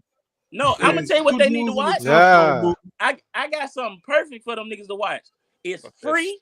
You can watch it on your phone. You can watch it on your Fire Stick. You can watch it on your smart TV for free every goddamn day. Log in to Tubi, go to Fubu Sports, and watch bare knuckle boxing. That shit on TV every goddamn day. I watch it almost every night. Bare knuckle boxing. Free fucking TV. You can watch this. I'm about to say bare knuckle boxing actually kind of fire though. It is. Now, have you ever so before we I know we close to wrapping up. Did y'all catch I know we close to wrapping up soon too. Did y'all catch Clarissa Shields fight from this weekend? I mean, the shit wasn't but 2 or rounds. lack thereof a fight. Right. Shit wasn't but 2 rounds. You mean did we catch the ass lack whipping thereof. shit going on, girl? Yeah, I seen it. Rick Glazer. I mean, we knew she was gonna do that though. That fight got me blocked by Rick Glazer on Twitter. I wasn't even trying to get blocked by him. Bro. Rick Glazer blocked me. The Hey, boxing dog, niggas, welcome to the Rick club Glazer. of celebrities blocking. No, but I got wasn't blocked trying to by get. nobody. I was being an asshole, but it was just like, you know how I am, Keyz. Like, you know, like he said some shit like, my wife made me. I don't like watching women's boxing, and my wife loves Clarissa Shields, so she made me watch the fight with her. First red flag that your wife probably gonna go get some outside dick. And then he was like super critical, and the niggas, the motherfucker said some shit like, and I don't understand. Like, yeah, Clarissa Shields won, but I don't understand what she was celebrating happy about this win for. And I had retweeted, and I was like, Clarissa Shields, this is a lose-lose situation for Clarissa Shields if people have this mindset. And I said, but if y'all ever wonder why people's wives go out and sleep with men that got less money and less status and less accomplishments than them, this is why right here, because of people with this mindset. Like, if you ever wonder why your bitch get fucked, it's because your mindset is this right here. Like, you a square. Hey, that right there is how we gonna start the end. Because look, we like to do rants at the end of the show. I mean, hold on, hey Jermaine, we definitely we gotta plug Kenny in with Sloan and them for Mondays. Dog, Kenny, look, bro, episode do you know how many Sucio Boys with Kenny? Do you know how many notes I put in here about how many different topics we need to talk about? Like, hey dog, hey Ken, I'm gonna send you an episode of Sucio Boys, bro. Like I'm gonna get you on there, dog. Them niggas, the way they talk and the way you talk on your pod, perfect. I swear to God. Look, when you had the other topic, uncensored, say what the fuck you want to say. When you had that other topic at number 4, I was like, no, because we'll be here for 4 or 5 hours, and I'm gonna be asleep, and y'all gonna still be arguing. So about what? I had put something about Vibes Cartel being free. No, we ain't gonna talk about it. But that, and I was like the Tory Lanez situation. By what? Because I might actually be screen. I was saying about the Tory Lanez thing about the whole thing about the driver came out and said. What about it? See, nothing. I just thought it was an interesting topic. Free Tory. That's all. Hey, I mean, I'm actually screaming free Tory now. He'll be free soon. They didn't get that nigga life. I mean, he'll be free soon, but this is why. The driver really didn't say nothing. The driver really didn't say nothing. But I mean, I'll come back on with y'all and we can talk about that too. No, look, we got a whole nother pod where we talk about all kind of stuff like that. Yeah, and that whole group, man. Oh. Yeah, like I don't mind. Yeah, that shit. Hey, look here, Sierra, chill out, because we about to raise hell with this one. Fuck that. I can't wait for this type of chaos. This is my type of chaos. Fucking not this. No, Vin, no, Vin. Keyz, do you have a rant? Keyz said he don't fucking feel good and people pissing him off. Yeah, that nigga sick as hell. Nah, bro, I'm too sick to even rant. I'm too sick to even rant this week. That's his rant. Y'all got. So normally, I'm about to say, normally we end with like, if you have a rant, it ain't got to be sports related. It could be about anything, whatever's bothering you that you kind of want to be like, hey, nigga. So. Oh, I mean, I got another one. I got another one. If don't nobody else got a rant, I got a rant. I got another rant. Because I hate niggas. Because niggas been pissing me off today. Like, I could start a black KKK. I hate niggas. Like, niggas is like so selective with their outrage. It be pissing me off. Like, so if don't nobody else got a rant, I definitely got one in the tuck. Oh no, we got him. We got him. Because mine this week really, it was like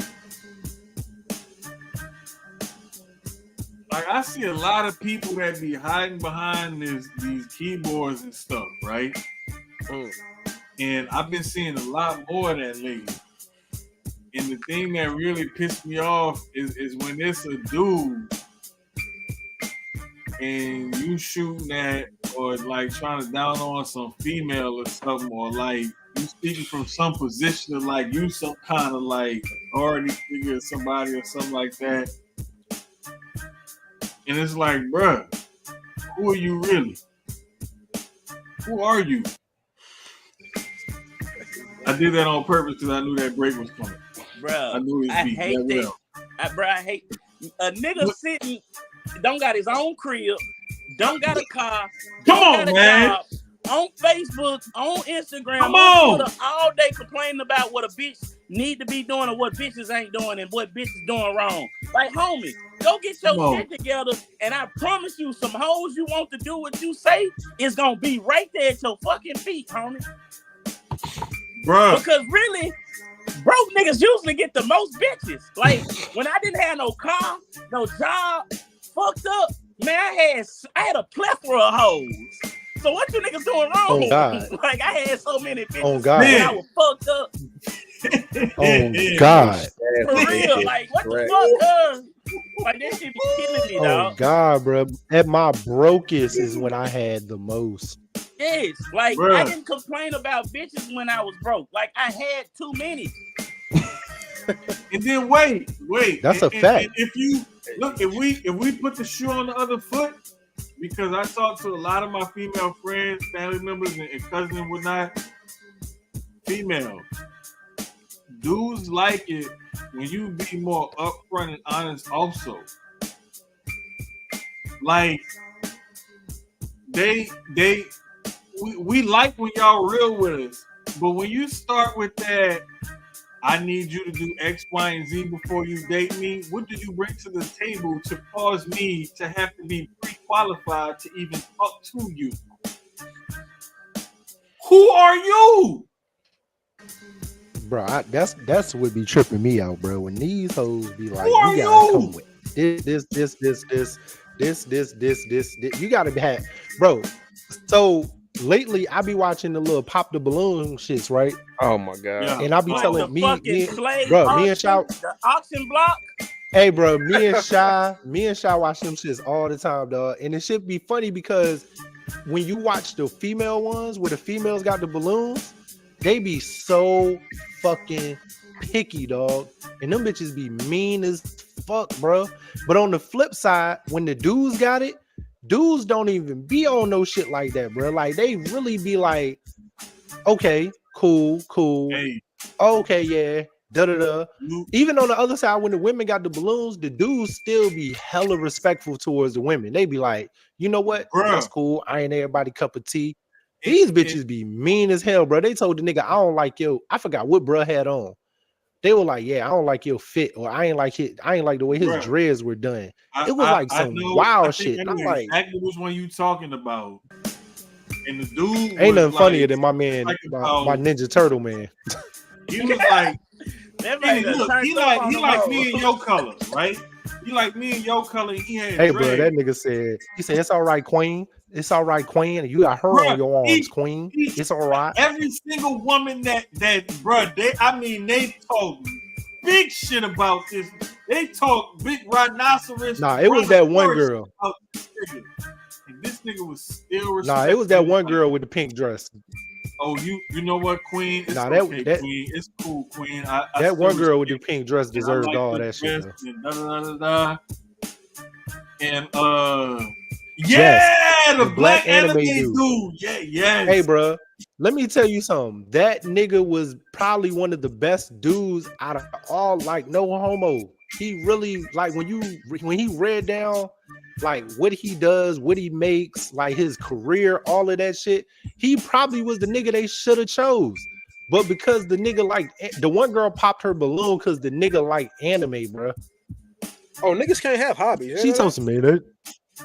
Yeah, when she told him that's kind of childish or some shit like that. I was like, bitch. Hey, bro, I watch it because it's funny. Black anime dude is still talking to the chick that picked. Yeah, the one girl did pick him though. She was like, I ain't really like what she said. I watch anime too. Saving up to 10% when you go home. Let me tell you, bro. One time I tried to watch anime to be more compatible with this little bitch in the Navy that I like. That shit ain't working. That shit ain't working. Hey, look, I'm trying to say, bitch, I drink Jack Daniels just like you. That's the only thing we got in common, baby. I can't watch this shit right here, man. It's hard for me to watch cartoons, though. Like, I can't watch. It be hard for me I can't watch Big Mouth no more. Like, it's hard for me to sit down and watch a cartoon. So it's like it ain't even an anime thing. I just can't watch cartoons, bro. Cause like have y'all seen Sausage Party, the little TV series? Nah, I ain't seen it yet. I didn't even finish the whole. Hey, y'all gotta watch that shit. I don't think I finished. No, that TV series is worse than the movie. Nah, it's worse. The TV series is way worse. Bro, that shit is. Do not let if you got kids, don't ever let them watch that shit. You know how I am with sports and wrestling and shit like that. Like you gotta ease me on. I'm just now starting House of the Dragon. I'm just now starting that. That's that Game of Thrones. I mean, the Game of Thrones and shit. Yeah. I didn't watch Game of Thrones. Yeah. I was late to the party on that. Shit like, I think everybody was in like season 5 or 6. I tried to watch that shit 3 different ways. I tried to watch that shit 3 different ways. I tried to watch it with a bitch. I tried to watch it by myself. I tried to watch it on shrooms. I couldn't watch it. I couldn't watch it. It took me. No, you know what's crazy, bro? Kenny, if I got into the shit, bro, I know you could get into it. I'm gonna try. I didn't get into Game of Thrones until the show was way over, though. Facts. I had a refusal to watch that shit while it was on, and then everybody kept talking about it, and I was like, I bet. So like around like December, I just binge watched that motherfucker. Hey, get Vin out of here. Damn. Get Vin out of here. I got into I was watching that shit. She Vin gotta go, bro. My girl at the time, she got me into watching that shit, and that shit just stuck, bro. Hey, let me ask y'all something. Yeah, it's like that, dog. Hey, do y'all niggas think Kamala Harris give her husband apology pussy? Hey, and now on that note, this has been episode 42 of Sucio Sports presented by Gel Blasters. I told you. For Keyz, Kenny, and Coach Breeze, we out of here. Twerking for Kamala. Twerking for Harris.